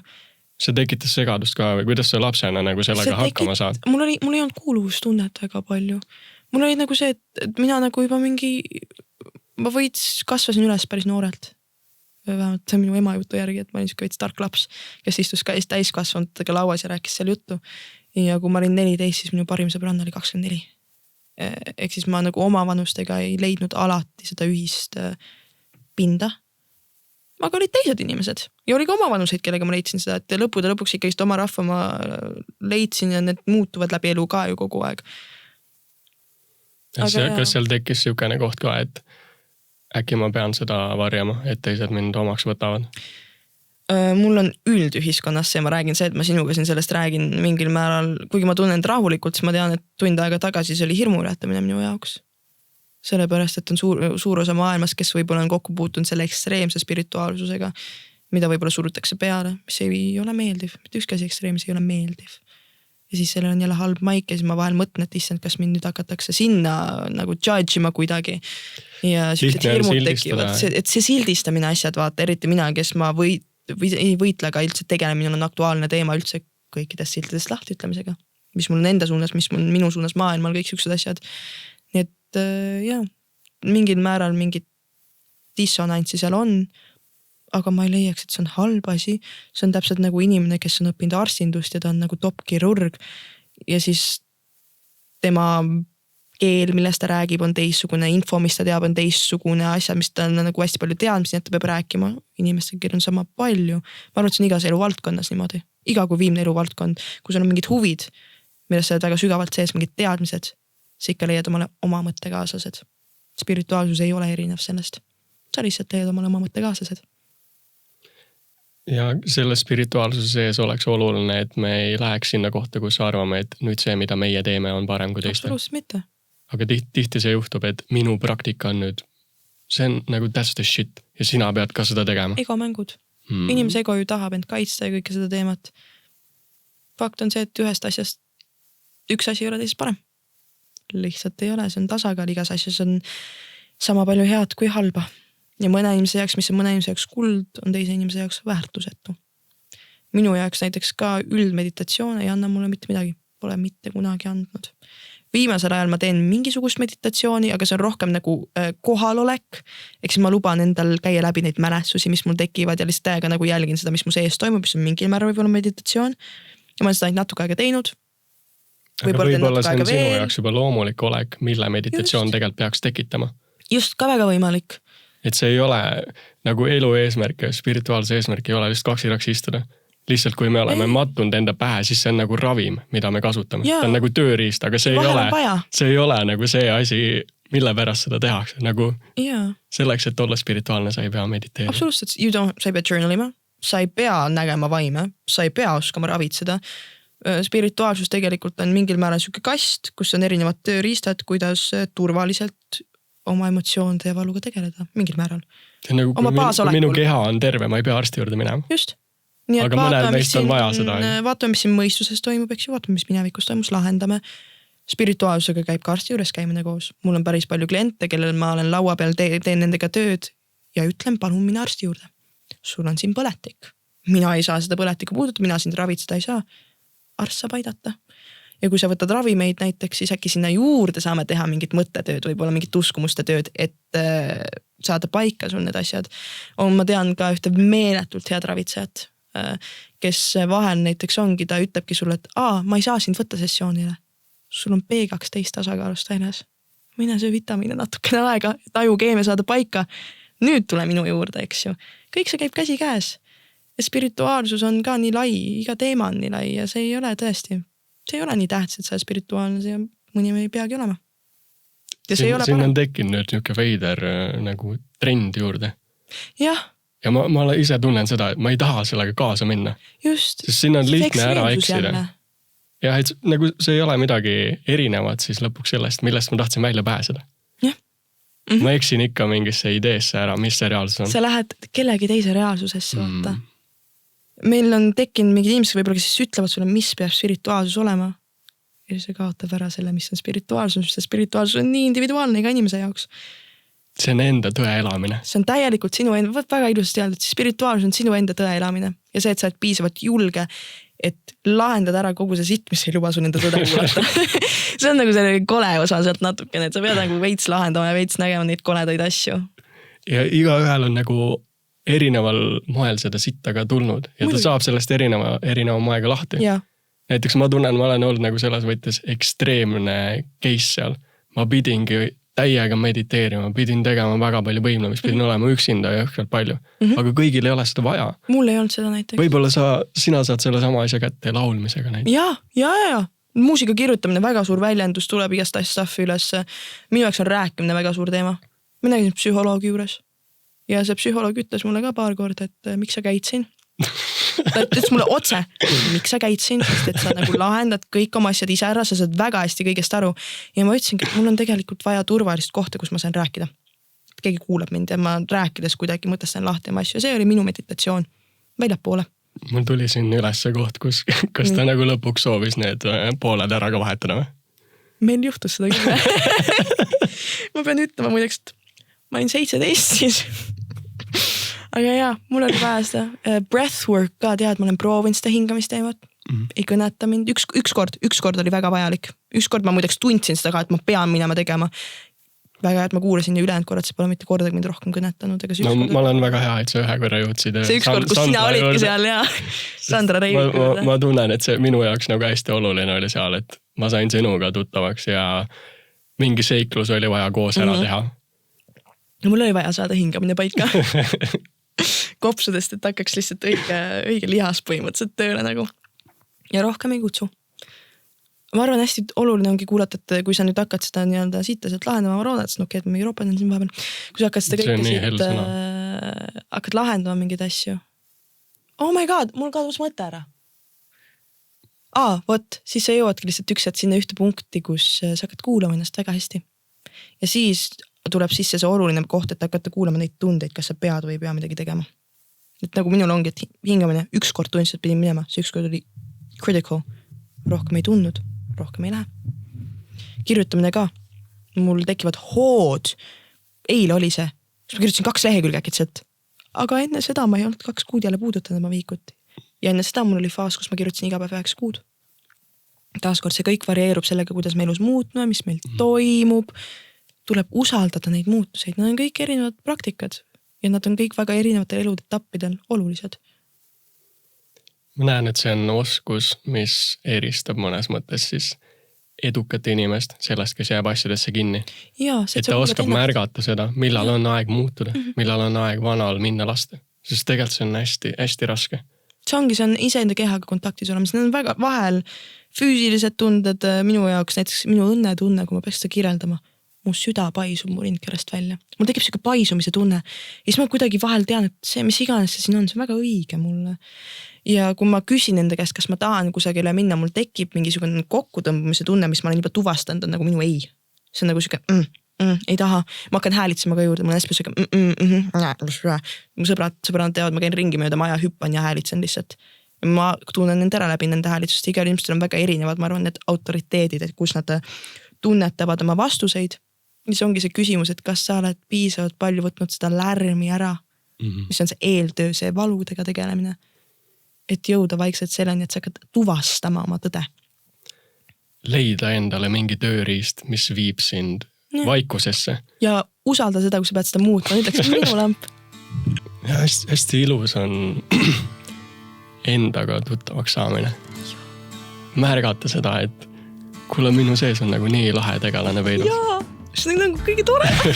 Ja ta tahab teiega mängida ja kogeda. Ma olen alles nüüd see jõudnud. Mul on olnud 6 aastat tegelikult või ütleme, et mul oli 5 aastat oli kogu seda puhastamise protsessi. Siis 1,5 aastat tagasi hakkas mu sisemine hääl ülitugevasti tööle. 1,5 aastat tagasi see oli nii tugevasti tööle, et ma läksin kööki ja olin elukaasa.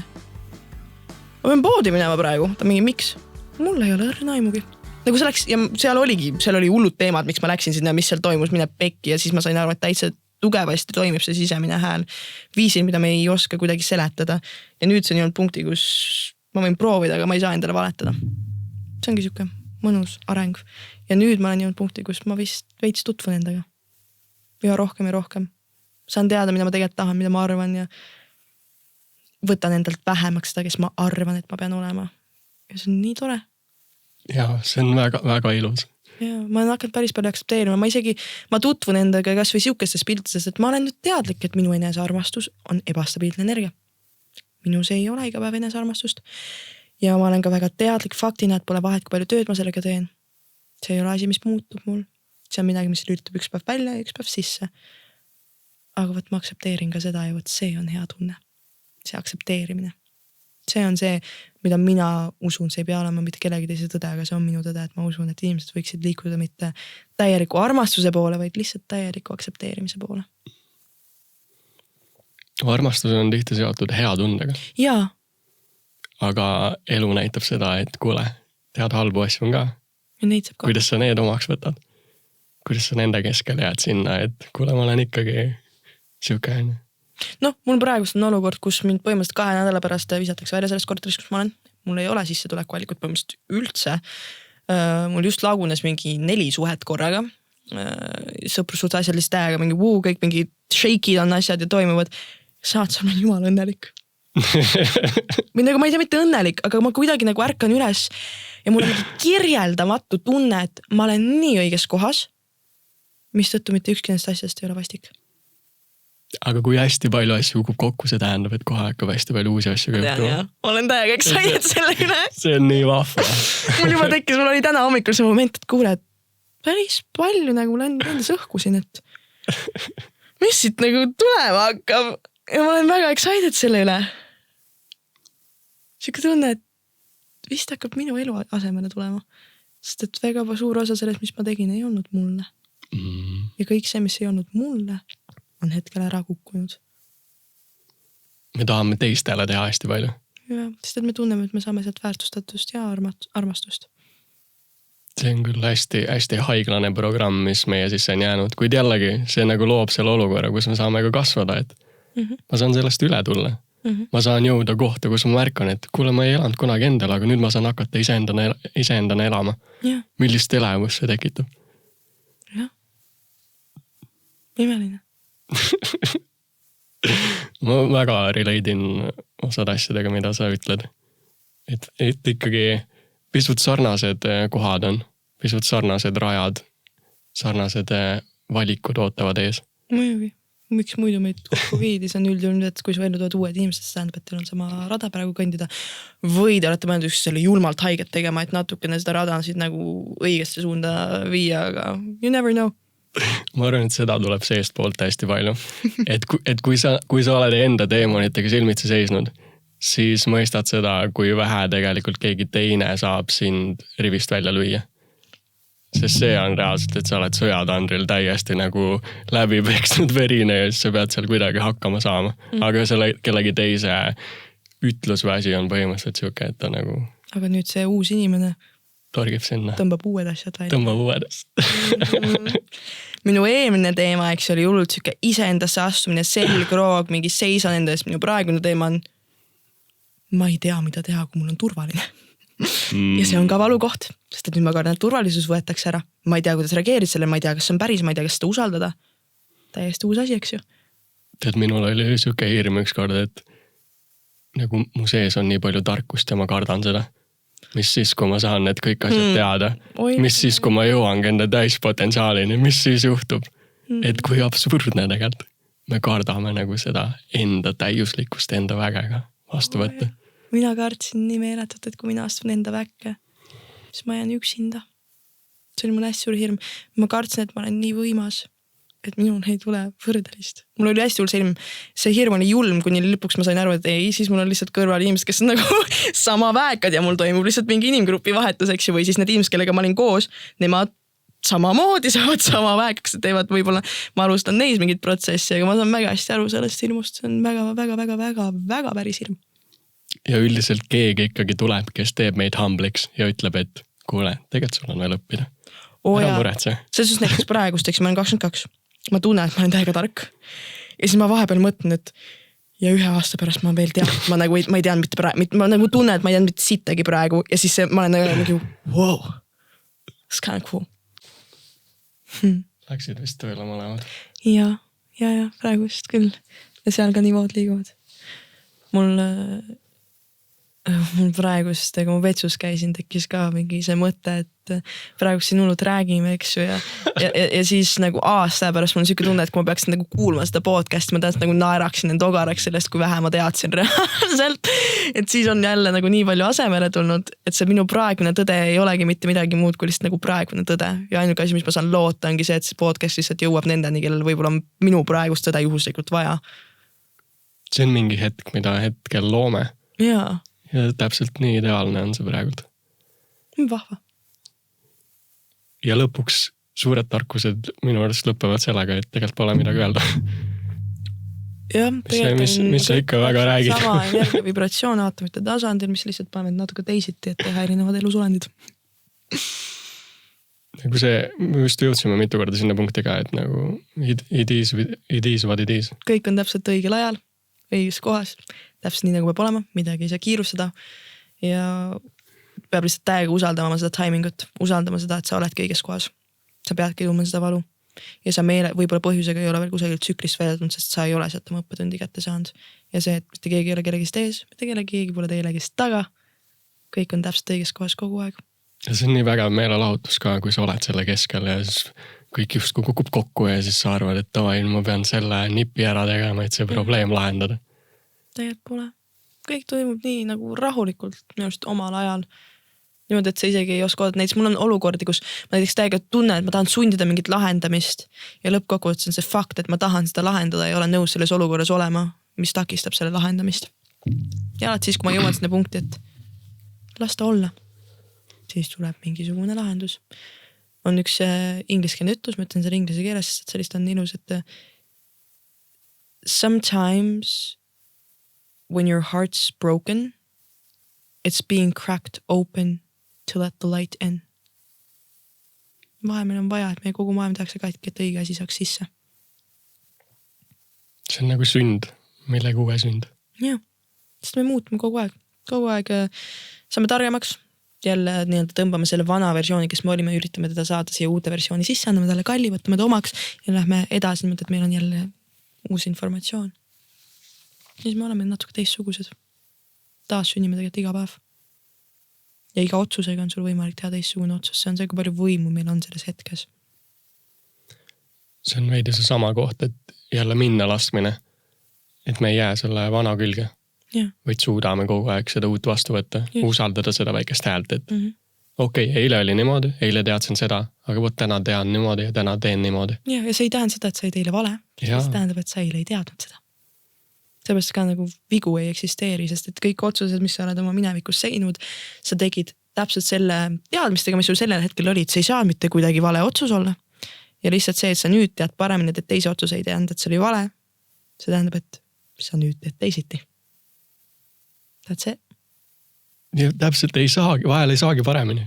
Jop, ei peagi. Kui saaks paremini, kui peaks paremini, sul oleks rohkem infot. Sul oleks piisavalt palju infot, et teha teistsugune otsus.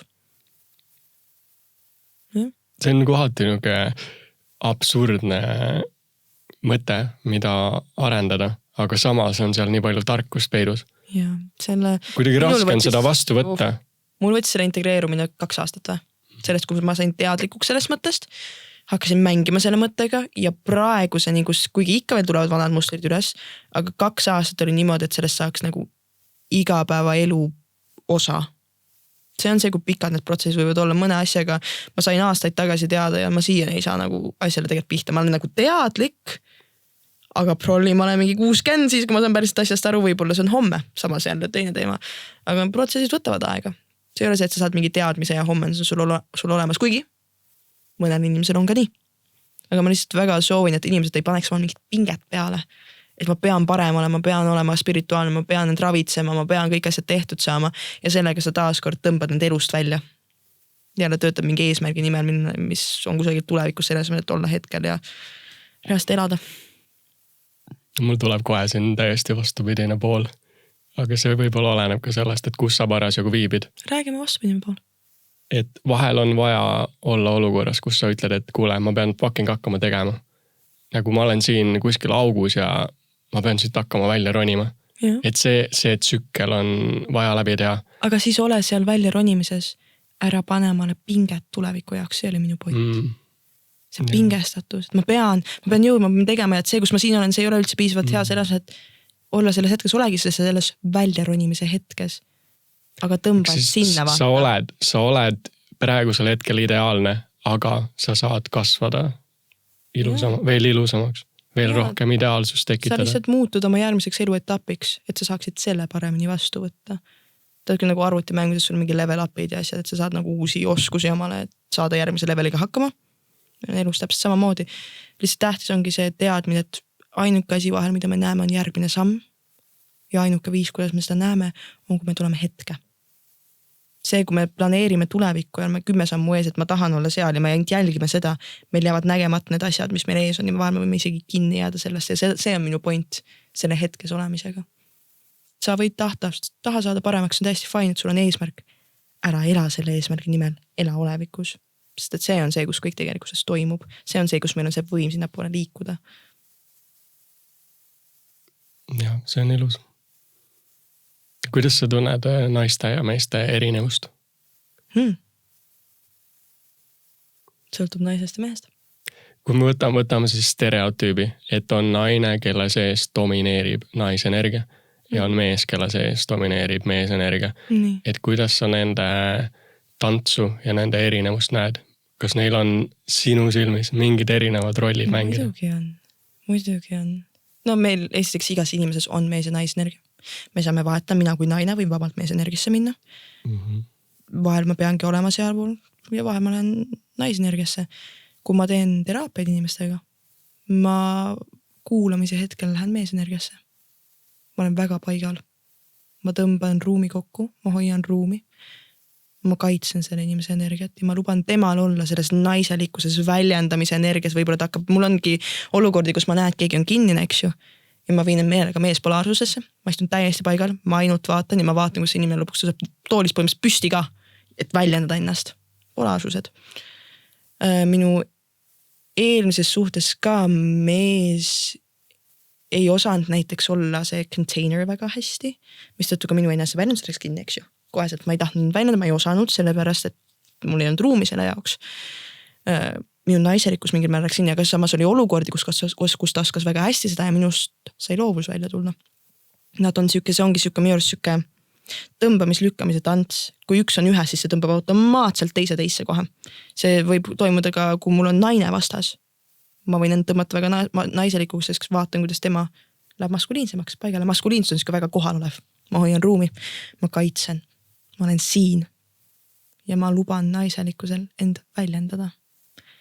Siis naine saab tantsida või siis ta saab emotsioone väljendada, ta saab luua naiselik emotsioon ja naiselik energia minu arust hästi loov, hästi voolav, hästi liikuv. Naine saab väga hästi kõigega ise hakkama. Aga ta ei pea saama.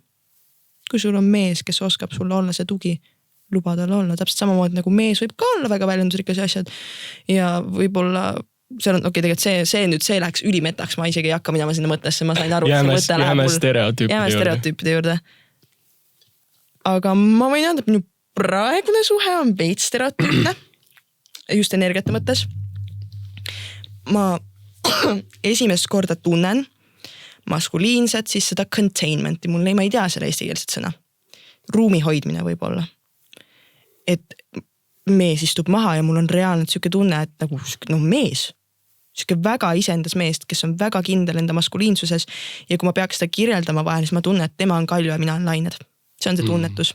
Tema seisab seal nii tugevasti oma jõus, kuulab, kui on vaja ja mina võin, ma ei tea, mis tahes emotsioone siin väljendada, ma võin vihas võib-olla lahvatada ka ja see on lihtsalt mingi laine, mis läheb ta pealt ära ja ta seisab seal ja ta on okei sellega.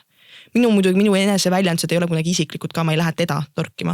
Kui ma olen vihane, siis ma teen kõrvale plahvatamist, et ma olen teinud olukorda, kus ma ütlen inimesele, et las ma näitan sulle, mis ma tunnen ja ma viskan end selile ja ma hakkan jalgu trampima. Kuidagi lihtsalt väljendan ära selle. Mitte tema suunas, see viha oli tema suunas, aga ma ei pidanud väljendama seda tema suunas. Ja selle mehega on täpselt samamoodi, et ta oskab hoida ruumi nii hästi. Ta oskab olla see kalju ja see lubab minul tantsida, naerda, olla väga loov, see, et ta tahab isegi aidata mind mingil määral minu mingi finantsasjadega nagu abi anda, nõu anda, kõik asjad.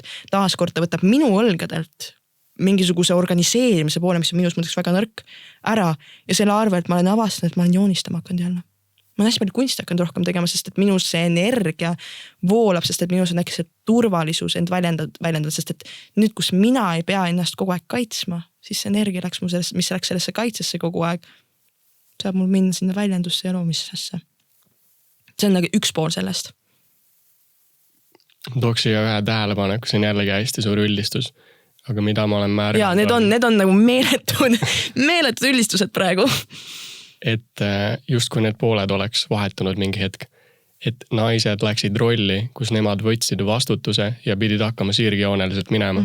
Tuli seda propagandat näiteks, et naine peab olema finantsiliselt eduks, naine peab tegema karjääri. Muidugi see on hästi ilus, kui nad seda teevad ja see on vägev ja ma väga julgustan seda. Ja. Aga samal ajal mehed on just läinud olukorda, kus nad on muutunud reageerivaks. Nad ei suuda enam võtta vastutust, jääda kindlaks, vaid on ise nagu niisuguses voolavuses. On ju. Ja praegult ma tunnen... Aga muideks see voolavus oleks jumala okei, kui see naine oskaks kaitset hoida. Aga võt seda kaitse hoidmist ei tulnud kaasa sellega. Iseenda kaitsmine tuli kaasa. Vaata, mehel on loomulik teise kaitsmine. Mul on siuke tunne, see mõte tuli mul muideks praegu, see ei pruugi üldse vett hoida, ma vaatan, kuhu see läheb. Aga mul lihtsalt tekkis tunne, et siis kui naised pidi hakkama seisma enda eest, siis nad pididki hakkama kaitsma ennast. Mis ütle läks ründeks. Ja sellepärast mees ei saa ka seda nagu korralikult. Et mis just oligi see, et mees ei saa olla naiselikkuses õigesti ja naine ei saanud olla mehelikkuses õigesti. Mõlemad läksid natukene nagu warped, natuke valesti. Sest et minu arust see on täiesti fine, kui naine on mehelikust energiast, see on imeline. Aga üldse feminism on siuke huvitav teema, sellepärast, et tegelik feminism või nagu võib-olla millesse mina usun, mitte tegelik feminism, on võrdsus. See, et naised ongi erinevad meestest. Meil on teised tugevused. Näiteks emotsionaalselt, eks ju, naisel looma poolest on natuke teistsugune intelligentsus, natuke teistsugune, me saame superpower, isegi intuitiivsus on naiselik superpower, tegelikult see on naiselik. Meestel on siuke algkool ja naistel on doktorikraad. Põhimõtteliselt võib-olla, see jälle üldistus, see ei kuulu kõigile, kui me vaatame stereotüüpsed. Ma võtan enda õlgadele selle väljenduse, julgen selle välja. Mees on füüsiliselt tugevam, mees on julgem, mehe instinktid, ellujäämisinstinktid võivad olla väga palju tugevamad, eks ju. Siin on plussid miinused. Aga õige asi, mida maailm tegelikult tahab, on see, et me olemegi erinevad ja oleme võrdsed oma erinevustes. Mis hakkas toimuma, oli see, et kuna me elasime meeste maailmas, siis naised tundsid, et nad peavad olema mehed. Selle asemel, et meie oleme nii jõudsed ja see on see, kus see võis raskeks minna. Sest et naine ei ole mees. Ja see on täiesti okei. Naine, me kasutame mehelikku omadus, meie sees on meespolaarsus, aga me ei pea see 24/7 kasutama, kuigi on ka naisi, kes on väga mehelikud ja meesi, kes on naiselikus, aga muideks ka siis nad leiavad üksteist ja ikkagist on tasakaal. Aga jah, see feminismi, see naiselikkuse teema on, sellele me võiksime siin veel 3 tundi pühendada. Ma mäletan, üks päev sõitsingi ma emaga, me sõitsime 4 tundi autosime, terve see aega ainult arutasimegi seda. Et eesmärk ei ole see, et naine oleks nagu mees, vaid et naine leiaks enda sees selle tugevuse, olla see naine, kes ta tõeliselt tahab olla ja et mees suudaks seda vastu võtta, toetada, lubada temal olla see. Ja muideks ma isegi ei räägi soost naine, ma räägin see, kuidas identifitseerid just see, kumb sa oled seal, et see on nagu tähtsam minu arust, keha ei mängi alati nii palju rolli. Aga kuidagi on läinud niimoodi, et suures pildis naised ikkagi on rohkem naisenergias, mida iganes. See sõna naisenergia natukene viitab sellele, et see peab justkui naine olema. Aga tegelikult ei ole niimoodi, et see võib nagu natuke segadust tekitada. Sa ise ütlesid mulle autos, kui me sõitsime, et sina oled viimasel ajal naisenergias vaata sees olnud. Ja ma läksin sinna. Praegult ma liigun jälle tagasi sinna mehelikkusesse, eesmärgistatusesse, et ma lähen, ma teen ära need asjad ja niimoodi peab olema. Aga vahepeal ma olin... Struktuuri, eks? Ja täpselt struktuurid. Struktuur ja voolevus, eks? Mul ka pärast lahkuminekut, esimesed kuud, ma olin hullu struktureeritud. See human design, mis ma õpin, ma tegin seal süsteema, ma õppisin, vaatasin finantsasju korda, leidsin elamise, ma kolisin kõik ise. Nüüd siin suhtes ma olen äkest täiega mingi, tegelikult olen nagu hullult naiselik jälle olla, eks siis ka veel liigub sealt vahelt, eks ju. Ja minu arust see on imeline, et me saame... Aga sa leiad selle turvatunde, et sa saad olla selle. Just, et sina ei pea seda ise tekitama. Et tema on piisavalt siuke mees, et ta hoiab seda turvatunnet nagu ebareaalselt hästi. Ma olen kunagi kogenud sellist turvatunnet, mida ma seal tunnen, et väljendada ennast. Mul turvaline olla, see on nii imeline minu arust. Mina tagasi vaadates enda vanale suhtele, siis ma nägin, kus tegelikult ma läksin lõpuks olukorda, kus ma tahtsin enda naist justkui meheks muuta, kuna ma ei teadnud, et see erinevus eksisteerib. Mina tahtsin talle enda struktuure peale suruda ja seeläbi lämmatasin tema naiselikkust. Sa üritasid enda moodi muuta? Jaa, aga ma ei näinud seda, kui ilus on tegelikult, kui mina lasen temal olla selliselt, nagu ta tahab. Ja siis tema inspireerib mind olema veel rohkem mina läbi selle enda tõelisuse. Et seda mehena kindlasti nagu pole vaja naisele enda neid lähme tööme ära asju peale suruda. Luba temal voolata. Ja võib-olla sellel naisel on, võib-olla see naine on hullult naiselik ja võib-olla tal on need omadused ka veel, siis ei tohi talt ära võtta neid omadusi, eks. Absoluutselt. Et taaskord suur osa jälle me jõuame tagasi sinna, et igaüks on see, kes ta on. Ja see on see, mida me peame aktsepteerima, et edes võtta tees jälle. oled, ikka jõuame tagasi ikka sinna. Ja võt seda peab aktsepteerima. Mu tuleviku podcast ongi siuke, kus ma olen lihtsalt tund aega vaitsin inimesega. Ja lihtsalt ütled see lõpus, edes võtta tees. Ja kõik nagu. Sest huvitav, kui me vaatame minu jaoks siis suured meistrid, mida nad on lõpuks öelnud, ongi see, et ole hetkes. Be here. See kõik lihtsalt taandub. Be here. Aga kui raske on seda vastu võtta? Sest et siin hetkes toimub kõik. Kui sa oled siin hetkes ja sa oled näiteks omale ehitanud üles maailma, mis ei ole sinuga kooskõlas, siis seal hetkes olles sa hakkad nägema seda ja siis võid hakkama lahendama seda. Lihtsam on sealt välja tõmmata. need alguse punktid ongi kõige raskemad. It is what it is. Räägi mulle muusikast, kuidas sina oled muusikaga üles kasvanud ja mismoodi muusika tähendus on sinu jaoks ajas muutunud? Muusika on nagu teine keel mu jaoks.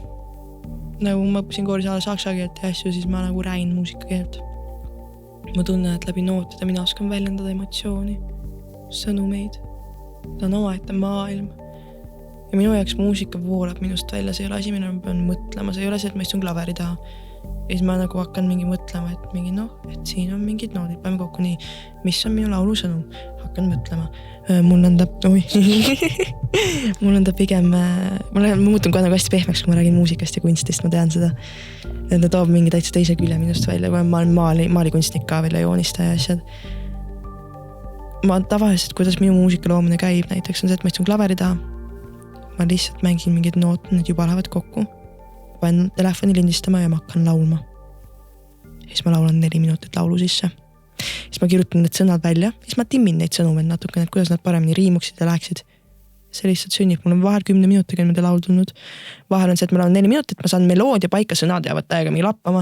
Ja siis ma mingi tunnika pusin sõnadega. Mul on reaalselt üle 30 laulu vist kirjutatud. Või nagu mul on vihikud täis. Ma lihtsalt ei ole neid veel maailmasse lasknud, sest et mul oli see hirm, et mind nähtakse, eks ju. Ja ma nüüd vaikselt tahan hakata uuesti muusikat välja laskma, sest et ma tunnen, et pärast seda, kui ma julgesin rohkem mina olla, kas ka muusika ausamaks minema. Seal muusikas on hästi palju minu tõde lihtsalt sees. Tõde, mida võib-olla mõnel inimesel on siin maailmas vaja. Ma ei tea, minul oli. Äkki on kellegi teisel ka, võib-olla sellepärast ta tahabki minust välja saada, muidu ma võib-olla ei tunneks seda, et ta peab minust välja saama, või siis ta jääks minu sisse. Ja kasvasin üles muusikaga, jah. Niimoodi, et isa, ema kogu aeg lasid meile uut muusikat, vana muusikat, arutasime artistide üle. Alati mängis kusagil muusika, või siis kõigil korraga isal mängis all ladina muusika, õde koristas tuua, tal mängis seal oma muusika, ema, kes on treener, harjutas ma trenne, temal mängis mingi popmuusika, siis minu toas mängis Jaapani klassikaline muusika. See oli sinu enda valik? Minul või? Absoluutselt, ma armastan Jaapani klassikalist muusikat, ma armastan rocki, ma armastan hip-hopi, ma armastan alternatiivi, ma armastan country muusikat väga. Mul sõltub kõik tujust. Mul on minu Spotify on nagu minu baby. Ma olen nii uhkama Spotify playlistid üle. Mul on üle mingi 20 playlisti igale vibe'ile. See on nagu country vibes, good vibes, classical vibes. Kõik, mis ma ise nagu kokku pannud tundide kaupa lihtsalt, sest et ma lihtsalt armastan muusika keelt. Ma armastan, kuidas ta on võimeline sinu vibratsiooni muutma paari noodiga. Sa paned õige noodi peale, õige laulu sa paned peale ja vaatad, kuidas kogu sinu olemus muutub. Kuidas teatud laul on võimeline sinust täiesti mingit külgi välja tooma. Kui sa paned naisele peale mingi sensuaalse laulu, isegi ka kõige mehelikum naine hakkab sul voolama üks hetk, nagu, sest et ta tunneb, kas see muusika nagu kõnetab, tõmbab välja. Samal ajal hip-hop toob nagu mingi täiesti teise mingi hullu, eks ju, külje välja ja rock toob mingi 3. külje välja. Ja vahe märkan lihtsalt üles ja tunnetan, mis muusikat ma tahan kuulata, et minul muusika reguleerib ka minu tujusid hästi palju, ta on minu jaoks muusika on tööriist. Kas ta võib olla nagu võimendi? Et kui mul on parasjagu mingi emotsioon, mida ma tunnen. Sa võid sinna sisse minna päris tugevasti. Kui ma teen tööd, siis ma väga tihti mingi alla muscle testing ka või katsetan üle, et mis muusikat see inimene vajab. Mul on isegi teatud mingi chakrate playlistid ka, et kas mõni neist peab minema, mõnikord peab minu enda playlist minema, võib-olla mõnikord läheb klassika, et see nagu ka varieerub, mida see inimene vajab, sest et ma räägin, muusika on mingi keel minu jaoks. Ta on üliloogiline tegelikult. Ja ma armastan seda oma töös kasutada ka iseendaga. Viimasel ajal on mõni artist, kes hästi südamelähedane on? Mul on 2 aastat, 4 aastat wow. Olnud üks artist või kollektiiv, nende nimi on Sleeping at Last. Ja nad teevad nii imelist muusikat, nad laulavad universumist, nad laulavad inimeseks olemisest. Mõni laul on nii sügav ja nii kurb, mõni laul on nii rõõmus, või nii igavesti kuulata. Siis on Labyrinth, kes on siuke pop-artist ka, ta teeb mingi, ma ei tea, mingi tulnukas, ma ei tea, kuidas ta teeb seda muusikat, mis ta teeb, täiesti mingi what the hell is no wonder, top 3, aga samas ma räägin neid artiste. Mu Spotify see rap vaat ütles mulle, et ma kuulasin üle 8000 uue artisti eelmine aasta. Ja, eks ju. Väga huvitav, et kuidas seda üldse saavutada. See võib olla mõni rekord äkki. kindlasti mitte, aga mul lihtsalt on see, et ma kuulan igapäevaselt uut muusikat. Ma nagu panen peale oma lemmiklaulud ja siis ma lähen sinna lauluraadiotesse ka veel ja lähen vaatan täiesti uut mussi. Ma armastan uut muusikat sisse panna, ma kogu aeg sorteerin oma playliste, iga nädal ju kukub sealt see playlist, et new music for you vaata ja siis ma vaatan, mis see mulle näitab. Ja siis ma lihtsalt, ma ei tea, mulle väga meeldib see ja seepärast ka mul ei ole lemmikartisti, sest et minu ühes playlist, kus on 200 lugu, võib-olla ongi kõik erinevat artistid, aga see vibe on see, mis loeb seal. Viimasel ajal ma olen hakanud mingi progressive house'i kuulama, pole kunagi kuulanud, aga samas paar kuud tagasi kõik playlistid, mis mul olid, ja ma räägin, mul on seal klassikat, country't, kõike, ma ei tundnud ühegagi connection'it, mitte ühegagi. Siis oli ma ellu inimene, kes lasi mulle ühe nagu progressive house laule, ma olen seda otsinud. Ja nüüd ma olen väga selle sees, kasvatan sellist playlist omal, eks ju. Nii et ta ongi võimend ja ta töötab, ta viib sind enda sisse. Eesti artiste, kes on väga südamelähedane. On tekkinud. Egert. Ja Georgia on my mind, eks ju, kõik Free Again. Egert Milder, vist on pergane nimi. Kas ta kuulub mingisse ansamblisse või soolo? Ei, ta teeb soolo, samas ta on bänd ka. Ma lasen talle sulle pärast tema laulud, Jesus, sõnad, Mercury retrograde juba siin veits massive. Ja siis on Jasmine. Ma ei tea, kas tead teda. Eestis ongi Jasmine artisti nimi. Ma olen näinud teda kuskil. Ta laivid ka, nagu tema on see, keda mina tahan suurtel lavadel näha. Ta on nagu ebareaalselt äge, teab, mis ta teeb meeletult hästi seda 5+. Ja ma mõtlen, kes meil veel eestlastes on. Rohkem ma niimoodi eestlasi aktiivselt ei kuula. Mingi Taukari lugu ikka siin seal on, eks. Ja Daniel Viinalas, tema lugusid on mul ka päris mitu tükki playlistis. Ja kuidas su enda muusika on arenenud? Oled sa märganud, et seal on tekkinud muutus läbi aja? Muidugi. Ta on muutnud omapärasemaks kindlasti. Ta on läinud välja nii-öelda reeglitest, kuidas muusika peaks olema. Vahel ma avastan, et ma jään kinni mingisse, et salm, pre-refrään, bridge, refrään mingisse vormi, siis ma üritan seda raputa, siis ma avastan, et mingi see laul ei taha seda, miks ma sinna kinni jäin, eks ju. Ja ma arvan, et mul on laialdasemaks läinud sõnad. Et ma vanasti kirjutasin väga siukse nagu pealiskaudselt, kuidas ma mingit asjast tundsin, nüüd ma kirjutan laule sellest, kuidas ma tahan, et tuul viiks mind kusagil, niisuguse nagu veits abstraktsemalt võib-olla. Tänu tuulele. Ja ma arvan, et ma olen oma stiilile lähemale liikunud, ma hästi kaua otsisin, mida ma tahan teha. Hullult tahaks olla nagu mingi Beyoncé ja mingi tantsida laval, eks ju, aga minul ei sünni siukest muusikat. Samas tahaks võib-olla mingi ainult ballaad, aga ei sünni ja ma olengi avastanud, et minu teema vist on orkester. Muusika, popmuusika / mingi orkester, et see on nagu see vibe, kuhu mina hullult tahan liikuda ja kes aga iganes... mida sa mõtled selle all, et ma tahaksin, aga mul on hoopis orkester, et tahaksin olla Beyoncé, aga on hoopis orkester. Selles suhtes, et ma olen teinud bändiga, eks ju, ja bändiga me teeme nii-öelda kütet ja siis ma armastan seda, et ma hüppan laval, tantsin, vaibin, aga kui ma ise kirjutan muusikat, mul ei tule siukest muusikat. Lihtsalt ei tule. Siis ma pean aksepteerima, et mul on midagi muud. See ei tähenda, et ma ikka veel ei tee neid esinemisi, ma ikkagi teen neid bändiga ikkasid tantsin, aga ma arvestan, et see muusika, mis minust tuleb, on natuke teissugune. Ja see hetk, kui ma suutsin seda aksepteerida, siis ma hakkasin kaifima seda, siis hakkas kuidagi väga õigesti see kõik minust täielikult välja voolama. See on suur koht jälle, et see enda omaks võtmine.